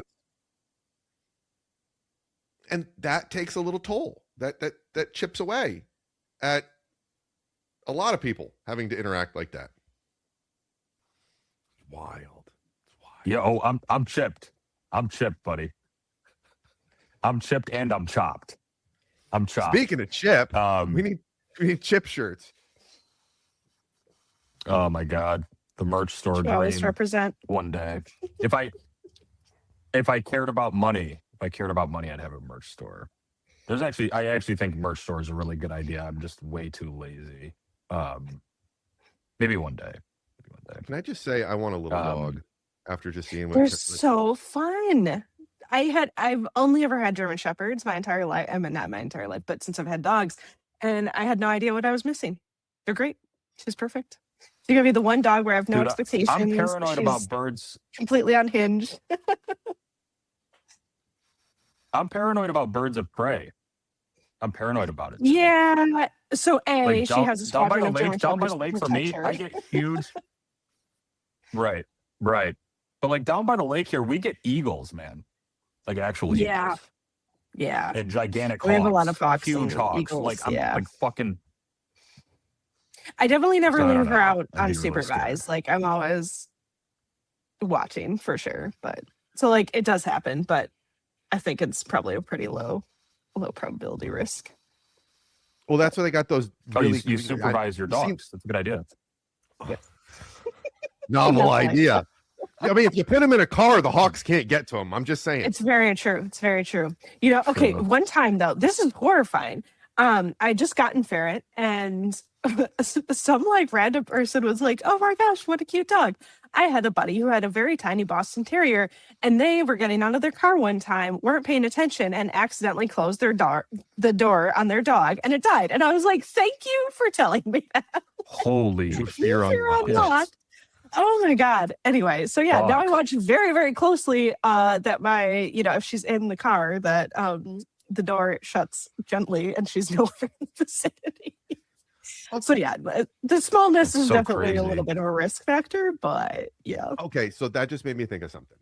Yeah. Is yes, want a small dog. Part of that came from my ex had gotten, when we were still together, had gotten a small dog from the shelter, and arguably for many years he's like my favorite dog on earth. Right, Duncan, I've posted about him, little scruffy dude. He's cool as fuck. I'm always saying dog trainers are humans too, and I typically say it in the coaching context that I have, like, hey, everyone, you're talking about dog owners, but you're making the same emotional mistakes. Being around that little dog and falling absolutely in love with him. I mean, I'm human too. And suddenly and those who know me really well and know how I am with dogs, I am a bit old fashioned. I do Yeah, but that's have, how I was. Is I was like, I have working dogs. I have dogs that are partners with me in the sport, but like there are expectations around our relationship, and there are sort of external metrics that do have to be met. And I also breed, right? Like if you fail health testing, I have to rehome you. Like you don't get well, free even lunch, basically. husbandry. If we look at animal Yes. husbandry and we look at old school yet effective husbandry, it would not necessarily be too entirely socially acceptable to modern contemporary crowds who don't understand dogs. So that's how I learned. It works really well for the dog. It actually works better than modern ways. But anyway, take that type of person, and I'm like when I would babysit for her, like I take the dog, he was allowed in the bed. I've never allowed a dog on my bed. Never. Like just historically never. I just don't like the hair. It's like, eh. Well, then I got him a little dog, like one of those circle dog beds, and it wouldn't go at the foot of the bed. I would literally take it and put it next. I have a king size bed. I'm in there by myself. I would have the circular bed next to like my armpit head. And the only thing that dog was trained to do, because she like intentionally would not train him out of spite to me, like, haha, my dog isn't trained, dog trainer. Yeah, that was a healthy relationship, let me tell you. So if you say you go in the bedroom and you're like, go to bed, he hops up on the bed, he goes into his bed and he curls up. Like I would have him there so that I could roll over and have his face be right next to my face. And I tell this to people who know me really well and they didn't observe it. They're like, dude, you're lying. I know you. I've seen you with your dogs. You love them. They're trained, but like, you're not that guy. And I'm like, I am now. It unlocked my fur mama side. It's crazy. And what made me think of that was Dylan was talking about the Hawks. That was what's made me talk about this. I observed in myself an almost dysfunctional helicopter mom mentality with Mr. Duncan. Like when he's at my house, I have a lot of hawks. I also have tons of coyotes around, and it's a suburban area, and they come in and they clean out all the cats, and like they're everywhere, to the point where at nighttime I'm letting my pit bulls out to clear the yard in case anything's in there, and then taking Sir Duncan out by himself in the dark with me, and I'm like on coyote and an owl patrol, to be honest, because we have owls. Like, who the fuck am I? Who am I? Meanwhile, my other dog's like doing this and doing that. I'm like, you're an idiot. I hope you don't die doing that. Like, and what that did was, though, it then started to turn into, I started feeling that way towards my other dogs. And like Dylan knows, recently I had an episode with my senior dog who gave me a scare, and I started like immediately turning into android mode and like planning all the worst outcomes. But I found myself being more emotional about it in general, and being like, seeing my dog in pain. It used to be like, she's got high tolerance, she'll be fine, she'll limp it out. Now I'm like, oh my God, okay, now she's getting new privileges in the house and she's getting all this. And all of that came from being, it was unlocked with that damn Duncan and the little dog. And what?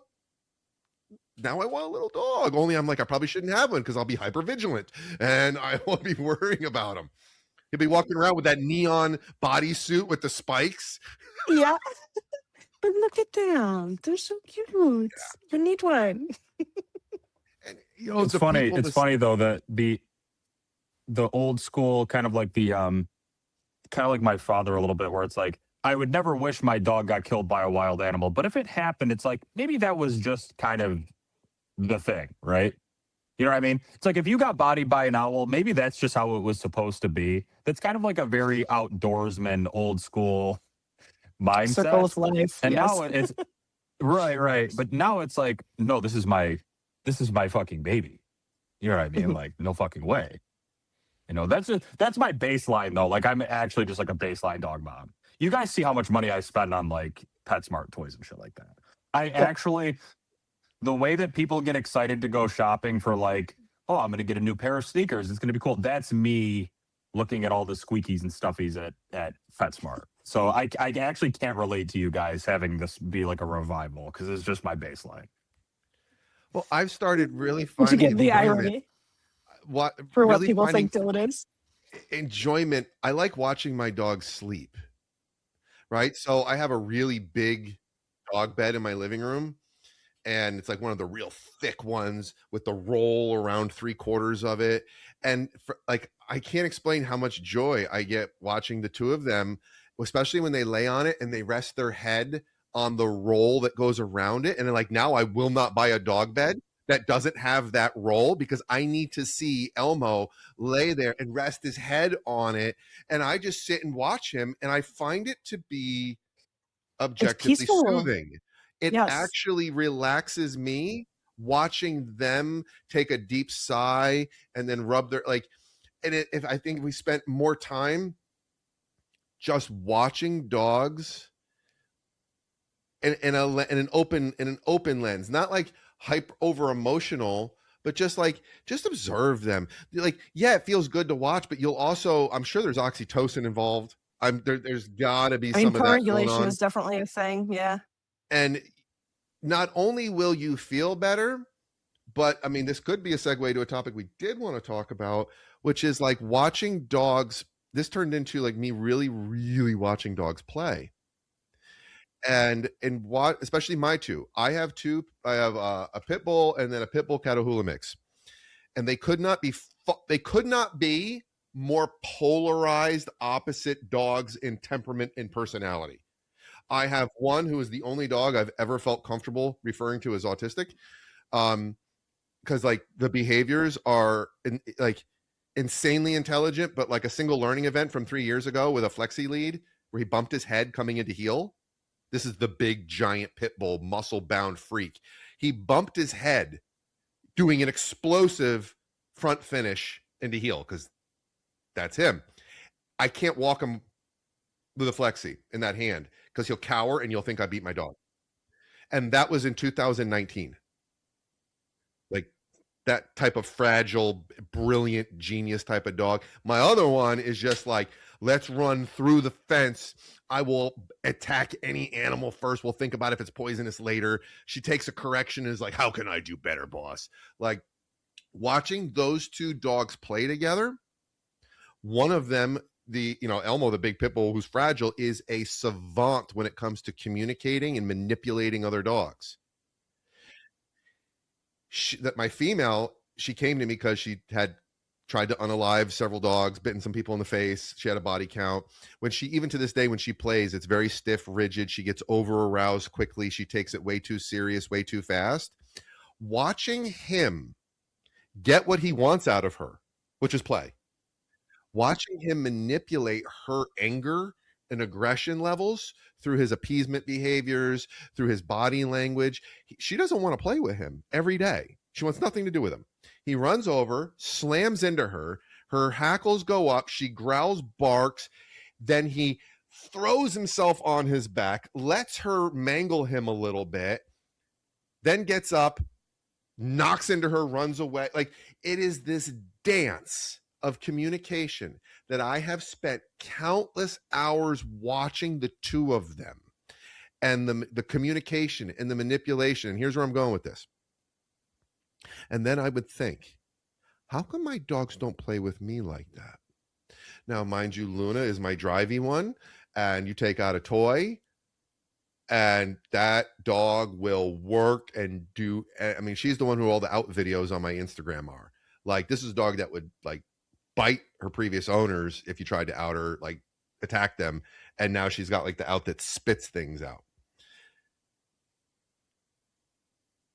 But that, when I play with her, it's tug. I'm doing all these things that we're supposed to do with the dogs. But you know something? It fucking looks different than when those two dogs play without a toy. And I observe the difference, and I'm watching this difference. I'm aware of this difference, and my brain is going, I'm not saying what I'm doing is bad, but I want that. I want to be able to get that with my dog, because I believe if you can unlock that, even radder, more awesome things are going to happen, because that's meeting the dog where they're at. And let me disclaimer, I am not taking away from the play everyone's doing with dogs. I'm not saying, hey, whatever you can do is better than nothing. But there is this, and I'm interested for both of your input on this, especially Kimberli working with the shepherds and working with in the working capacity. I was about to say Elmo's a good decoy.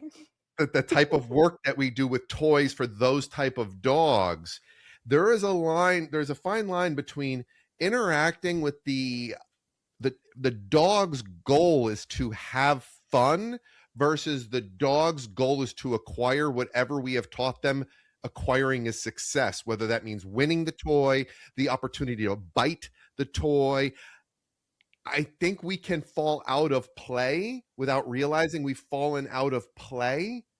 And now it's different. Not that it's bad, but it is different, and we need to be aware of those differences. Well, and I think, yes, I think probably the best decoys usually, or helpers, whatever sport you're playing, but the best trainers who use play and drive, right, have both, and they are able to maintain both. Even within, it's almost it kind of reminds, it's a little bit different, but like similar flavor of we're talking a couple of podcast episodes ago, and I think Dylan actually just posted a video using a flat collar versus a pinch collar to teach an out or whatever, right? And it's like, it does take a certain level of depth of understanding to be able to see the difference between a dog who's, this is like so difficult to say, because like, it's so obvious when you see it, but very difficult to describe. But like a dog who's just like tunnel visioned on the prey object, but kind of just like smashing. And not, maybe the best analogy is actually like MMA, right? Is like a dog who's completely just like goal oriented only, like punch dude in face or kick dude in head. Like that's the only thing that they're thinking of is bite toy or bite decoy, but not thinking about actually playing the game with all of its intricacies and thinking about the strategies.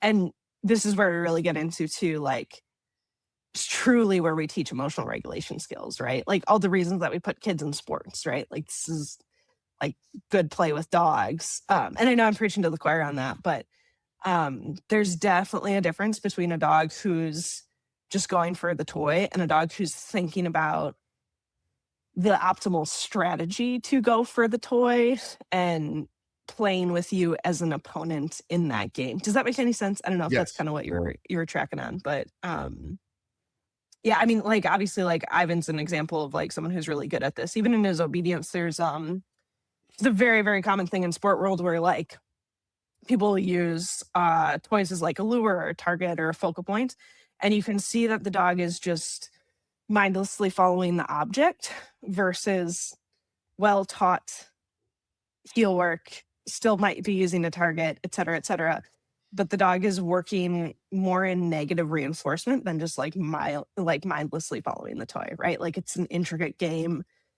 involving, again, very Ivanism, but like rules, penalties. Oh my gosh, what's the phrase, Dylan? I should know this. This is horrible. Cooperation, rules, No, it's authority. penalties. It's like it's specifically for play. Oh, you're Goals, killing me right now. penalties, limit. I don't know. Anyway, whatever. But like, there's a goal. There's Common goal, penalties penalty. Yeah. for stepping outside of bounds, right? Like if the basketball goes out of bounds, like there's a consequence for that. Like there's a penalty within the game of like, hey, that strategy failed. You need to try better, do something different, try harder, whatever. But like good heel work looks different when it's done that way versus just luring and kind of working in the more like muscle memory sort of route or strategy. And it can look very, very similar in the picture when it's done, but like the mentality of the dog, the feeling of it is very, very different. But again, this is like, I've not explained it well. But... Why is it nauseating to watch food trainers try to play? Right. Yeah. Everything's a transaction. Everything's a business deal. Everything is mechanical. Everything is there's a lack of tapping in. Again, it is hard to articulate, and it sounds kind of like Cabral Kung Fu, like just bullshit, where it's like, it does. Oh, guys, there's this feeling, this mysterious entity but no, there is an actual flow state where the training and the play and the cooperation and the authority blur into this almost like state of being. And because like what Elmo is doing. Sorry, go ahead.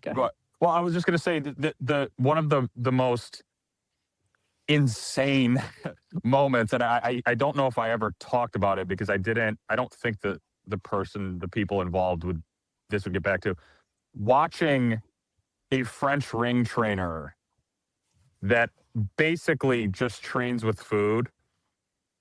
This person kind of approached me with like, I kind of want to like explore play, which is like super, like I'm never going to be like, no way. I'm like, oh, that's fucking awesome. Let's go for it. And this person also trains pet dogs, had their board and train. And I watched this person try to feed the dog a tennis ball, basically. Yes. Right. And it was like simultaneously cool because I knew this person was open to trying to do better, and like that's very exciting for me. Mm-hmm. But it was shocking to me because I think that when you're around people that really care about playing with dogs and are good at playing with dogs, you kind of lose, because it's like with clients, they're supposed to be bad. You know what I mean? Like that's your job, is to be bad right now. But with a dog trainer, like sit, yes, and like I'm like, whoa, like I wanted to scream. So that's obviously like an extremely exaggerated example, but maybe it's not an exaggeration. I actually think that's extremely fucking common. No, I think that's extremely common. Yeah, and it is. I don't think I know. It's extremely common in sport world. And again, like there's been plenty of people who have like worked them through this difference and how quickly you can actually progress when you actually play with the dog, and then obedience becomes part of the play sequence, if you will, versus just being like the play is the way that I can kind of like extract obedience out of the dog transactionally, you know? Right. And to loop it back to where I think KD was going with it, it's kind of hard if you remove the toy. It suddenly you can't fake it. It becomes harder to transactionally roughhouse with a dog. Yes, because what Elmo is doing is he's playing in all of those games of, I mean, it's the same, I think we were talking about it with Blue, where it was like using her resource guarding to turn it into a game. Well, there's a secret project right now that's also going to be relevant to, but you can play with the dog's emotions in a way that starts to really, really make sense to them and becomes super, super thrilling and fulfilling. And people are a little bit afraid to go there. I mean, I think this comes from a little bit of like, oh no, the arousal, right? And it's like, it's okay. Like, it's okay for the dog to actually bite the toy with some intent, and then to discover like, hey, we can keep this going and we can cooperate and turn it into a highly competitive game.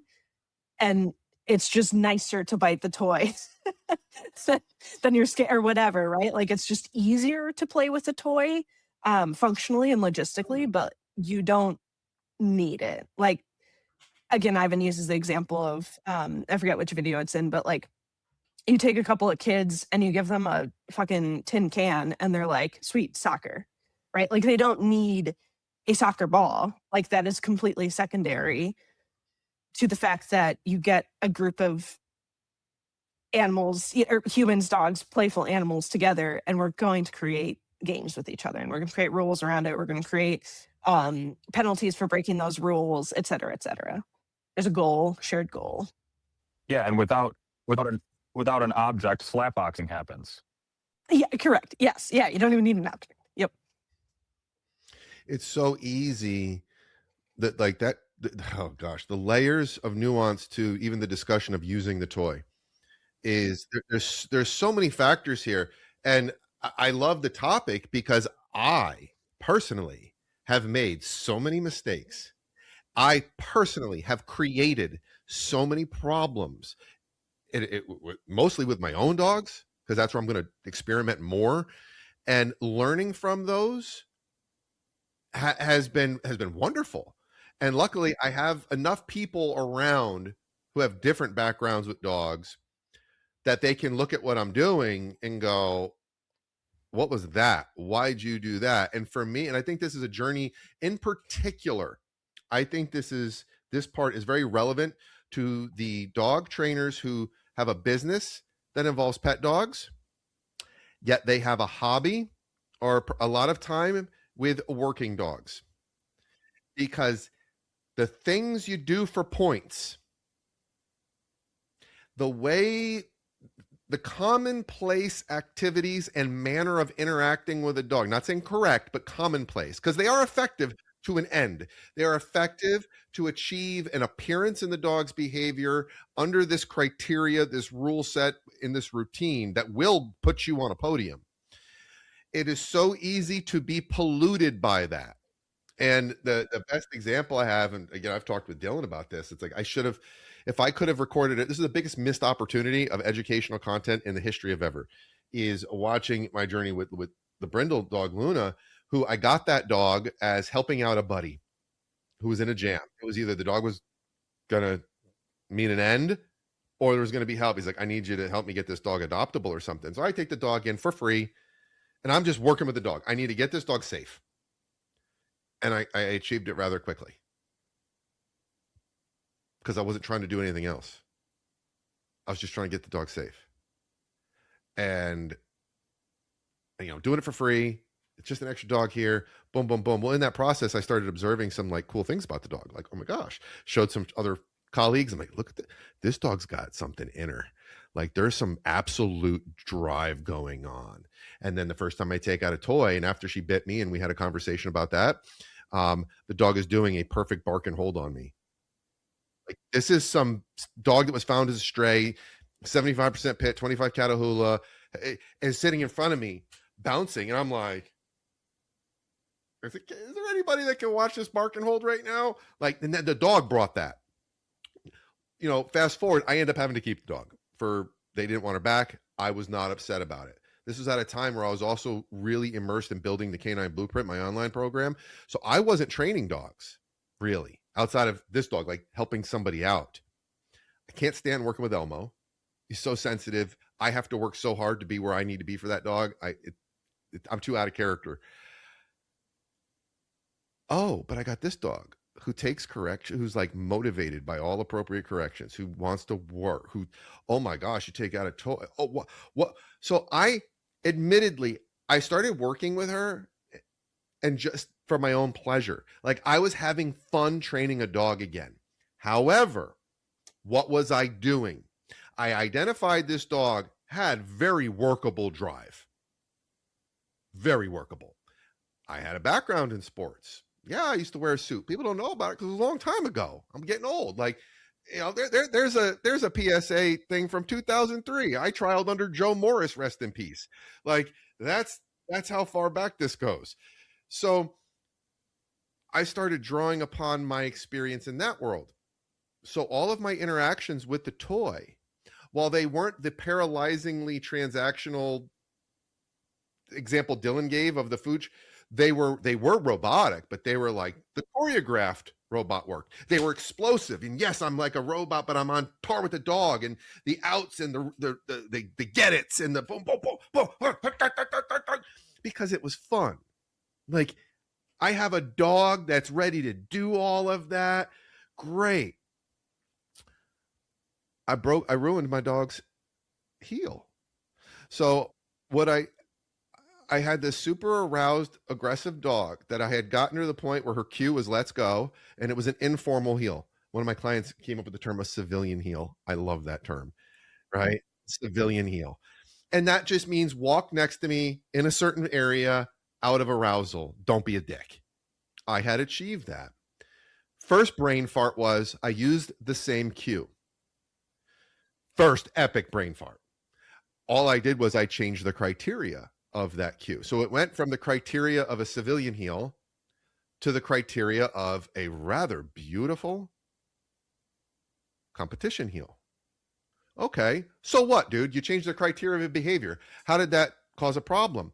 Because the way that I changed it and the state of mind that the dog was in when I was working with that was all drive work. The previous work was out of drive.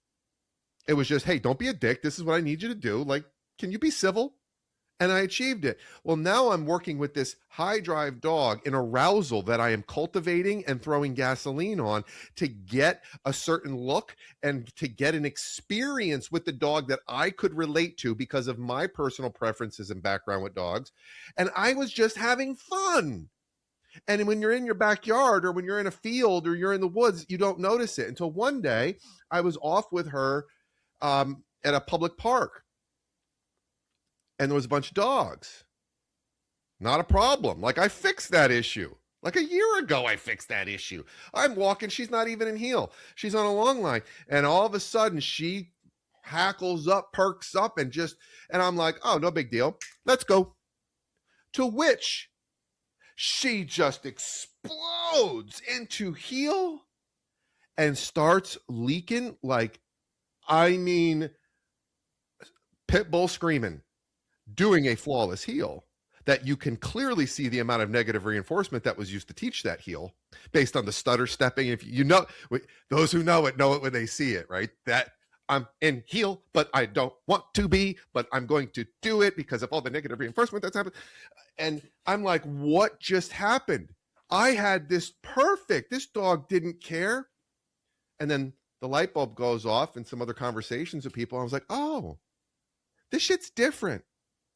And how you interact with the dog and how you teach these things. I taught all this new stuff in a state of high arousal. Let's go went from a cue of, all right, it's time for me to chill out and be here. Let's go became an activating cue that let the dog know some really explosive, fun things are going to happen. And I need to be in this state of mind for those to occur. And I enjoy being in that state of mind.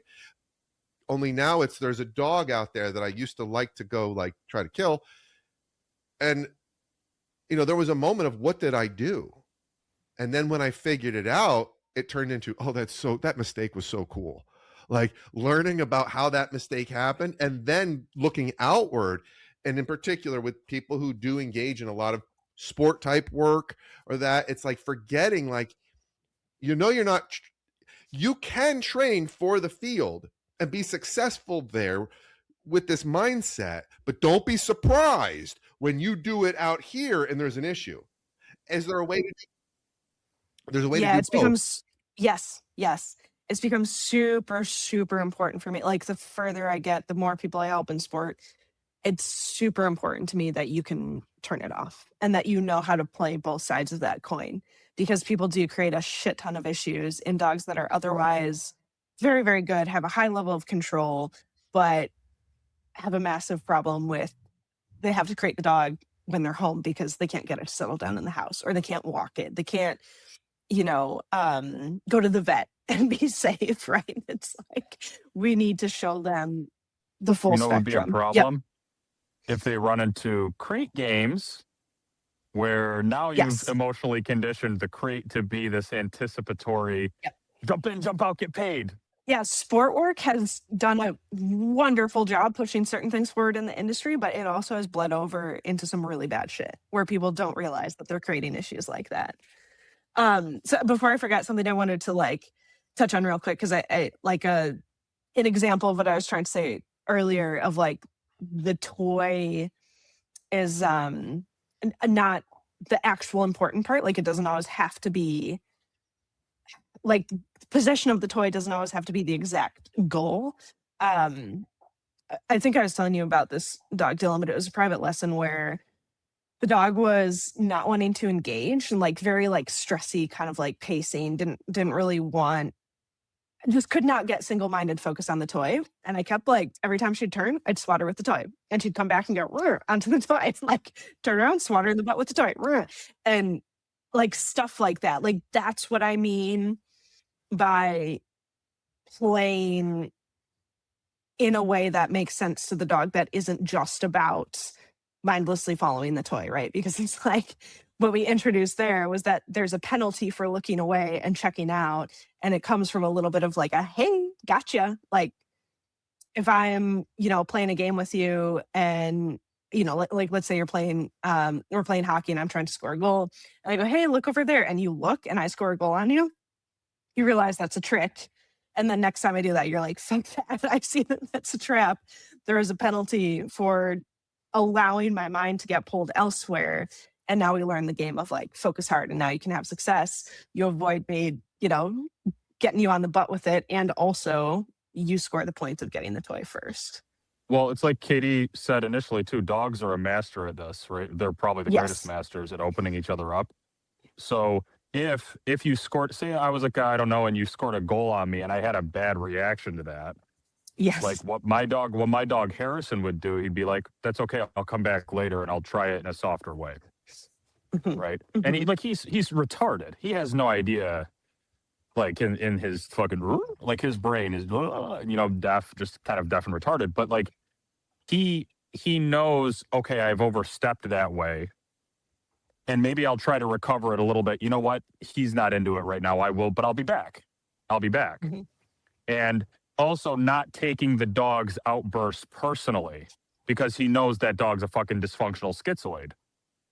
Right? So he's not like, I'm not going to take this as a testament to this dude's personality, because he's struggling right now. He's a fucking weirdo. So it's Oh, like, I'm look, going to get Harrison to, can use emotion without becoming unhinged right, emotionally, and the best right, of both worlds. right. Both of So those things are true. yeah, it's like a level of, obviously, like they have the insane advantage of being the same species, but it is a genuine patience and empathy. And it's just watching them, and Katie, I think you mentioned this too, where it's like sort of turning a moment that could have teetered on the edge of aggression, and now it's playful. That's fucking crazy. Even Mhm. fear, dude, even fear. How many Yes. times have I seen Harrison with a dog that's in the corner with one of its legs up curled away, and he's sniffing it, and it's like, I feel like a lot of people will be like, oh my God, too much, too much, too much. And then like 10 seconds later, that dog put that foot back down. 20 seconds later, that dog has a little bit of like a tail wag. 30 seconds later, they're chasing each other around the living room. Mhm. Yeah, and that started with the dog being like, right? Which Mhm. Or again, the for way a lot that of people would dogs be an abort. strategically use flinching, where like Yes, a dog will kind of flinch and they're like, "Ooh, play bow," and like yes. create a chase game Oh off my of that. God. So insane. It's fucking insane. Like if we could learn how to do that, it'd be just ridiculous. And how can a person call themselves a dog trainer, or identify as, I think that's probably the most accurate contemporary way to put it, identify as a dog trainer, and not either A, hear what we're talking about and envision it, or B, on their own, feel the same level of fascination? How can that be? How can you not be fascinated by this little subcontext that we're talking about? Because what we're talking about is the beauty of watching dogs, and watching dogs be dogs with dogs. And if our job is to influence the behavior outcomes in life of a dog, isn't the best, shouldn't we be fascinated by watching a dog like Elmo or Harrison do their thing? Shouldn't we be sitting there going, you motherfucker, how'd you do that? How can I do that? How can I get better or close? I'll never be able to do that, but how can I get as close to that as possible? how can you not be enthralled by that to some degree to fuel your journey wherever you're at with it, at getting better at it? Right. And Absolutely. how rare is an actual killer, right? Like for real. At least in pets, how rare is an actual born, like, I'm not joking, this is not social awkwardness. This is not me warming up to you. Like, I actually am going to hurt you. That's extremely fucking rare, right? So most of these weirdo, even like aggressive dogs, maybe they have really hurt somebody before, or they've hurt another dog before. At least in my experience, and I'm sure you guys would echo this too, the vast, vast, vast amount of the time, it is the dog having a little bit of a bad attitude or being extremely fucking confused, right? Those things can be resolved within play. So you don't Yep. actually need a wholesale rejection of that type of interaction. It's actually the total fucking opposite. You can fix it within there. Like the idea that is like unbelievably fascinating to me is like, what if you have a dog that's resource guarding and we start playing in that? And it's like, yeah, you hit Correct. me, but then like when you went to hit me, I took the thing and I ran away. And again, this is what we do on Now you're purpose in chasing fight me. sports all the time. Right. And it works extremely well. And the dogs have a Yeah. blast, think they're super tough, super strong, but Yeah. absolutely have rules around the game. And I'll give a little bit of a personal, like, I haven't heard anyone talk about that. This is sort of my own delusions. There is something about having a dog that is biting human beings, and there's been a lot, like, how important is a dog's mouth and its teeth to its ability to communicate and interact with the world, right? Like, that's their primary, like, that's their thing, you know, it's one of their things. So, and again, I'm not a biologist, but it's like teeth and nose, right? So to have a dog feel a sense of dread, shame, tension around the idea of using their teeth, I think carries an amount of emotional baggage and harm that's kind of unquantifiable. Like, it's hard to know. You know what I mean? Like, the idea that a dog, like, putting his mouth on a person is just objectively, in all contexts, an extremely negatively emotionally charged thing. Dude, what if at the end of a program, you and that dog are rolling around on the ground and he's play biting you? And when he came in, when you had bite gear on, he was trying to take your legs off.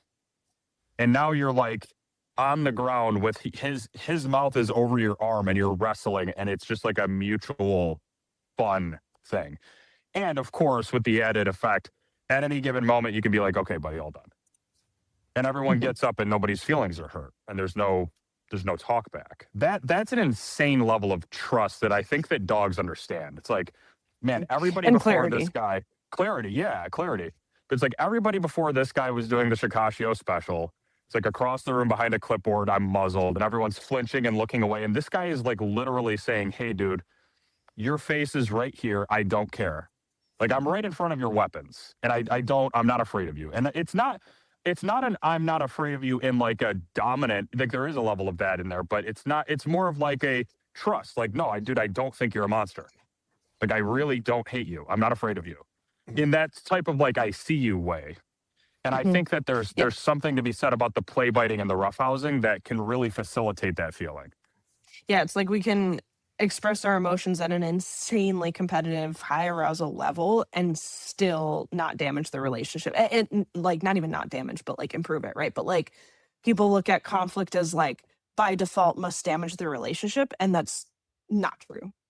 Right. How you manage the conflict is actually defining of the relationship. Correct.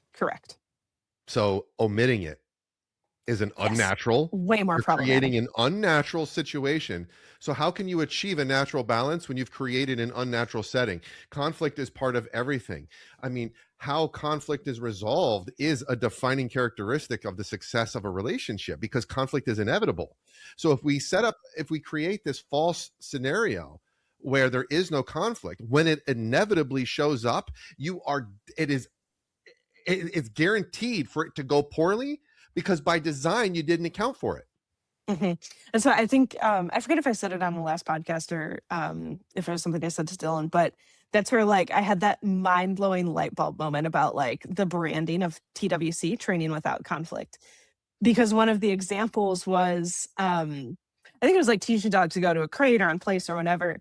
And there was a consequence for getting off of place that looked like people would look at it as like, oh, that's conflict. Like you're giving the dog a correction, therefore it's conflict. But the reason it's not conflict is the dog had complete choice on how to resolve that conflict, right? So it's like, I was like, oh, like that's the thing. We're not avoiding conflict. We're not avoiding confrontation.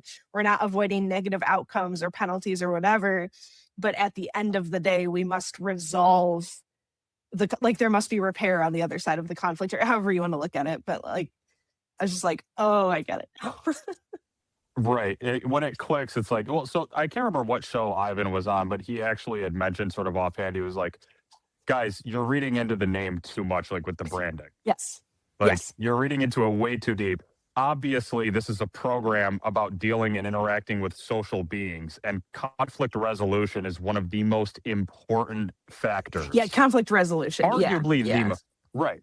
And like I've had Kim, I don't know if you've gotten these comments yet, but I would get a comment every once in a while where like I'm obviously asserting myself with the dog. It's like, oh, so much for training without conflict. It's like, again, this is where the slurs, I like the homophobic slurs immediately just start rising.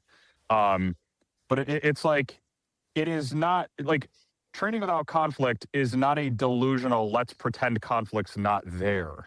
It's actually the total fucking opposite. It's like, there is conflict. This is how we resolve it. So we are without conflict. You fuck.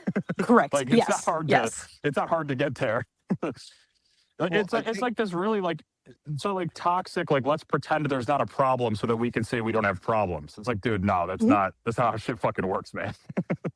Now, in a different strain of avoiding conflict, here's another example of where I have seen some issues from not necessarily some of it's sport, but also actual deployable working units and trainers that work with dogs who are actually out doing a job. And this idea of conflict or the removal of it. I had a really interesting conversation with someone who has spent many years working with active duty teams. And they were talking about how much they remove conflict from the working relationship between the handler and the dog. Now, there's a couple elements here that have to be identified first. Now, we are talking about a context where there's going to be a higher percentage of dogs who are, unlike what Dylan said earlier, he's like, a lot of these dogs really, they're not about it. They're not trying. No, in this context, we are talking about dogs who not only are capable of ending you or changing your quality of life forever, they oftentimes enjoy it. They have been selectively bred for quite some time to think that they are dragons, meaning to believe that everything around them is a play toy and beneath them. And if they feel like eating it because they feel like it, so be it. And so now we have this dog with such high capability and a personal willingness and desire to educate you on how you're going to treat them. And now they're being paired with a human who oftentimes is not a dog trainer. They're an enthusiast. They are someone who wanted to do this really bad. Either way, they're not, even if they have some experience, they might have gotten that type of dog yet. But now they actually have to go out and do a job. Like they literally have to find a way to work together without that human ending up in a hospital and without that dog being washed after how much money has been invested in procuring the dog and training it. And so this trainer I was talking with, they're talking about how they're rather ingenious and creative and effective ways that they remove conflict from training and from in the games. And so they're not having to go head to head. And we are in more intelligent species. We can think of ways to prevent conflict for loading up in the patrol car after a situation where maybe the dog didn't get deployed. So now he's like super ramped up. They're dealing with collateral damage, a highly aroused dog. He's got to get back in the car. Like these are the problems that these individuals do face on a day-to-day basis working with these dogs. But then if they have a pet dog business and they take this idea of how to remove conflict. I remember this individual was talking to me and I'm like, yeah, I actually create conflict sometimes between my clients and their dogs. And he was like, well, why would you do that? And he's like, he had a lot of success with coming up with creative ways to remove conflict to get the job done. And I'm like, yeah, no, I can't do that with Susie Johnson and her doodle who thinks it runs the world. It's not a true alpha dog by definition. It's not a true leader. It is not a dragon. It doesn't think it's a dragon. It's a dick.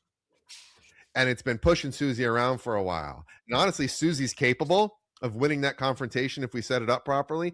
So I'm actually going to have her throw some food on the ground, and she's going to have a conversation with that dog about don't touch shit when I tell you not to touch it. I'm going to create a strategic situation to put them in a responsible and winnable moment so they can finally have a moment where that dog goes, oh, you can do that? My bad. I didn't know you could. Life is actually kind of easier now that I know you can, because there's just so much shit I don't have to worry about anymore. And that's where the concept of the benevolent leader comes in, where it's like, yes, I can do these things to you if I need to, but like, I just want to rock with you and like have rad times. But if I say, you stop. If I say go, you go.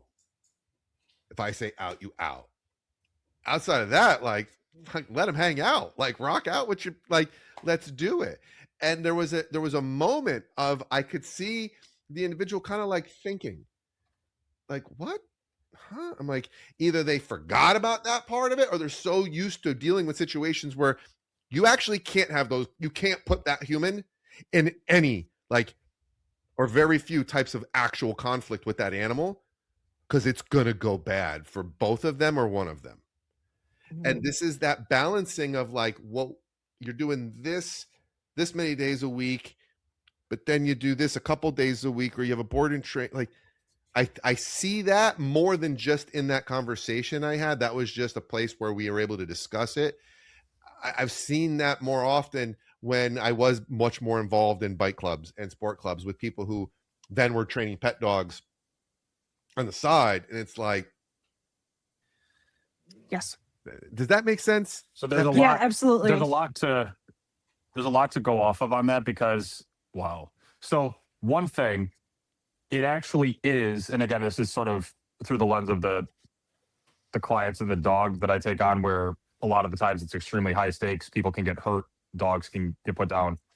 It is actually necessary and beneficial to identify which conflicts we can avoid, that we can kick the can a little bit, because we just don't have the tools to deal with that, right? Where it's like, no, I actually can't have you get on him about that slice of bread that fell on the ground right now. We actually have to put him away during dinner time, so we don't run into that conflict. But that does not mean that remains off in the distance forever. We are coming back, dude.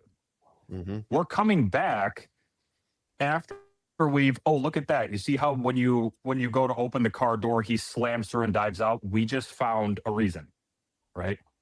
We're actually going to tell him, dude, you can't just dive out of the car when the fucking door opens, because we know it's not likely. And maybe let's assume that the car's parked at like an empty park. There's no vehicles around. There's no people. So it's just us, right? This isn't probably the best example, because I wouldn't use a dog diving out of the car into like a street as a reason. That would be another conflict we would avoid, right? But coming up with a low stakes setup where no one's going to get hurt, where we can be like, no, dude, mom can do that. You know what I mean? She actually can do that. Human beings are capable of reacting. You know what I mean? But that doesn't mean that, okay, we can never come back to the food. We have to fucking do it. But it's about raising the criteria. You know what I'm saying? So that's the first thing. It's like being able to identify what cans can be kicked and for what reason is extremely important. But you eventually have to get to the fucking can and clean it up. The second part is that it's like, this is just management, right? Like ultimately, we're talking about management being sold as training again. And that whole, oh, why didn't you make it easy? This drives me up a fucking wall, where like I'm very clearly doing an exercise with a dog because I know it's going to push a button. And people will be like, well, this could have been accomplished with a lure in 5 seconds. And I'm like, I can't react. We are doing different jobs, dude. Well, and Like, actually, not to you know what get I'm you saying? too off track, but like back to play, like actually play with the Yeah. dog. Don't just lure them, make them play Right. into the heel position. You know, anyway, Right. it's just a different No, lens. it's the same. It's the same concept. Where it's this like surface level. I'm gonna get this mechanical picture, but you're not looking under the hood at all to the actual consequences of how you're teaching this or how you're doing that. And everything, like the sit, like, oh my God, dude, don't get me fucking going. Like, there are people that will see me teach a sit with a dog, maybe an aggression case, possibly with a dog that I have going now that I can't talk about, where it's like I deliberately interacted in the sit in a way that I knew would touch 5% of the thorn, right? Because I knew we could resolve this conflict in a way that would be extremely beneficial as like a domino effect, scattershot throughout the rest of the program. So, of course, if I brought out a piece of roast beef, the sit would be fucking godly, dude. But who am I trying to score points against or for with a speedy sit? Dude, I don't, the sit is just the reason. It's not about It just the so sit. happens that obedience commands, right? Obedience commands are just a very simple proactive means of generating these interactions. It's about the interaction and then the consequences and the overall implications between the person and the dog. Anyways, that's it. Yeah. Well, essentially what you're That, by the talking way, about this is is not a teaching cope. concepts. This is not a cope about me being bad at doing obedience, by the way, which it very well could be seen I as a cope wish. about that. But I actually I might do wish. go ahead. Go ahead. Sorry. Actually, or what? Well, maybe it is a cope. Maybe it is a cope, but go ahead. The more I train, the closer my sport dog gets to my pet dog training, and my pet dog training gets to my sport dog training. And I think, like, I wish that sports, and there's no way to do this, right? Like, you can't objectively write a rule, but like, it's impossible. I understand that. But I do wish there was a way to actually select for a dog that has a full grasp of the exercise, truly, than just a dog who has high enough drive that he made a fast sit with a very singular, sort of like one-sided training approach. And again, like, I think good judges can see it, but like, there's no way to write a rule like that allows that level of potential subjectivity. But yeah, it is, like, I think it is objectively the better way to train. And sports to me are, the whole point is to give the dogs a tool and a framework and sort of like a way of approaching life in general, that like makes them better. And then as trainers that teach sport dog stuff, we should take that into pet dog life and teach it better. Well, it's essentially too, you're talking about the idea of concepts, like teaching dogs Yes. concepts. So with Dylan's example with the sit, like, it wasn't about the fucking sit. It was about a concept. Now, which concept? Possibly the concept of, let's call, acceptance, like a dog learning to accept obedience, accept tactile pressure. Like, there's so many different ways we could go with that, but really it's about concepts. And it's not just, if we're working with dog owners in any capacity, in addition to the dogs, like, so you have the dog that you have to evaluate. And like Dylan said, maybe this example touches 5% of the thorns, so that's the perfect place to start. Well, guess what? Humans have thorns too.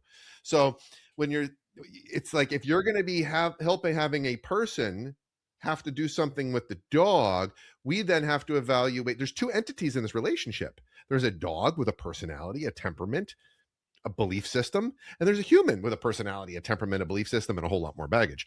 And you pick and choose. And this is one of the struggles I had when creating the Canine Blueprint and the actual video lessons. There aren't many. Most of that program is like dog nerd lecture stuff with only a little bit of how and a fuck ton of why, because I have to be responsible about what type of how I put out there, because different people and different dogs, those two factors in the equation. How do I get that person? What battle are we going to pick today? So like, one of the examples I used in talking about concepts is why I teach place. And it's like, yeah, I don't do it for every dog and every person. I try to do it for majority of them. I'll teach these dogs how to place, and I'll teach the owner how to teach the dog to place. And then I'll tell them, don't ever use place in real life. And they're like, well, why would I teach? Like, I am totally against. It's a great teaching tool. I am totally against putting your dog on place as a end solution to issues with company coming over. No, I want that dog loose doing whatever the fuck he wants. And the minute he does something you don't want him to do, you tell him to stop and he stops. So, but why do you teach place? One, before I teach a down, if I get a dog who understands place, teaching a down is so much easier. Like, they get the concept of I can't go anywhere, but they're getting it in a way where it isn't meticulous criteria. The And criteria the owners is, don't have to uphold that meticulous criteria. that's where I was going with this. Sorry. So it's an elevated platform. The only concept the dog needs to understand is on the platform, off the platform. I don't give a fuck if he's sitting pretty, if he's on his back, if he's standing, I don't care. You're either on or you're off. Now, for the owner, they only have one thing to deal with. Is your dog on it or is he getting off? If he's already off, No, you're this already is screwed up. this is all for the owner. This is all for the owner. It's literally like, you're like, do you see that rectangle over there? Yup. That's what it is. Yeah, and it's very easy. Very fucking easy. And this is an exercise that I find it's very easy for them to learn how to use negative reinforcement, Spatial either pressure with too, probably. pressure or pops into the place. Very simple. Not even conceptually, mechanically. Because remember, this is a dog owner. They don't have the mechanical skills either. So mechanically getting them to put the dog on, I think it's even easier than sit, to be quite honest. It is. And Yep. down, Because if I you hate- lift up, the dog can even like back up. They can shift left. Yes. It's just I find down to be the most obnoxious because logistically I'm correcting into, or whatever, whether I'm correcting, fuck the jargon. If there's any leash input, it's got to go at that angle. So unless I'm putting them on a picnic table, which has been my hack with a bad back, like logistically for a dog owner, and this is how I tell people, like whenever they see the dog trainer on social media showing off the body language, and the cue for the dog to down is they lift a foot up like they're marching in place. I'm like, that shit is so old school. Like, you did nothing fancy. I can tell you how they taught that dog to down. If the cue to down is the foot coming up in the air, it's because what comes after the foot comes up? The foot goes down. Where's it going? It's going on the fucking leash. No shit. The dog's boom into the ground. Mechanically, that place behavior helps that owner understand leash pressure, leash corrective action, aversive pressure of any kind, whether it's reinforcing or punishing. Because once the dog is on, now we're punishing for getting off, and understanding the difference between punishing for getting off or negatively reinforcing back on. Like, that whole world of essential concepts that will be used in almost everything else they do with their dog. I can do that shit with a place command. It isn't because I want them to place their fucking dog ever in life. I mean, maybe you might need a dog to place somewhere. I don't, but then again, I don't give my dogs obedience commands ever. I don't need to. I tell them to get over here when they need to get over here. I tell them to stop what they need to stop. I tell them to go when they need to go. That covers almost everything in pet dog life you would need. Yeah, I think the one, just to like, not that I think this is like wildly important or anything earth shattering, but I do think it also helps for teaching the concept of threats, that I can stick you somewhere, like throw you in the bed of my truck and be like, hey, wait a second, I need to get my shit together and then we can go.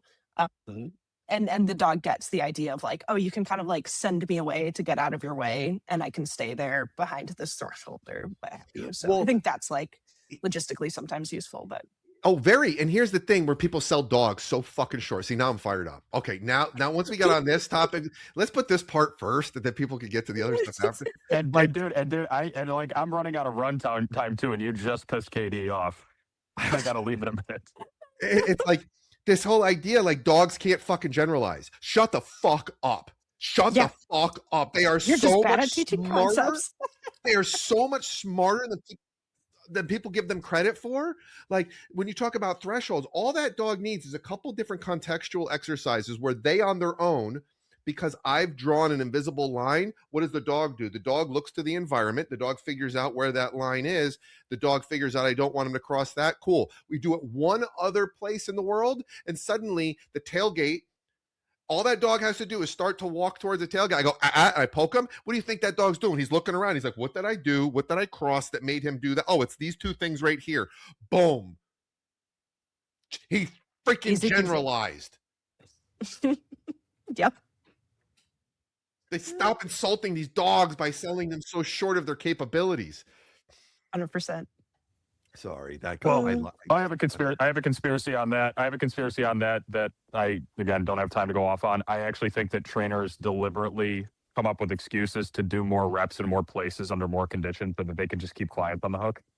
Because if it's like, wait, no, the dog will actually get this if you show him in a few different pictures, then that's not a 24 lesson package. That's like 3 lessons. You know what I mean? So it's like, Yep. so. On that note, though, we probably should wrap it. Katie, tell people where to find you. We got to run it back, Yeah, though. go ahead. We got to do this again. I am down for this yes. any freaking time. Anytime. Yeah, this is great. It's very fun. I'm easy to find. KD Mathews 1T at Instagram. That's just the easiest place. I like it. I'm on Facebook as a means to an ends. I enjoy Instagram. Plus, that's where the link is for the Balanced Dog Business. And anyone who's curious about that, I say just send me a DM so we can talk about it. Because I'd rather talk to someone about it first than have them just click the button and enroll. I made it stupid cheap too. So it's like, that's not an excuse not to do it. I did that on purpose. Well, no. I'm about to click the button to enroll. So yeah, everyone else, send me a message first. Let's just talk. Let's get to know each other. Let's find out if it's even like we'll be good. But yeah, at Instagram or Facebook, whatever, I'm easy. Well, thank you so much for coming on, and thanks for having me. We'll definitely have to do this again. Brad. Awesome. See y'all. Run it back. Peace out, guys.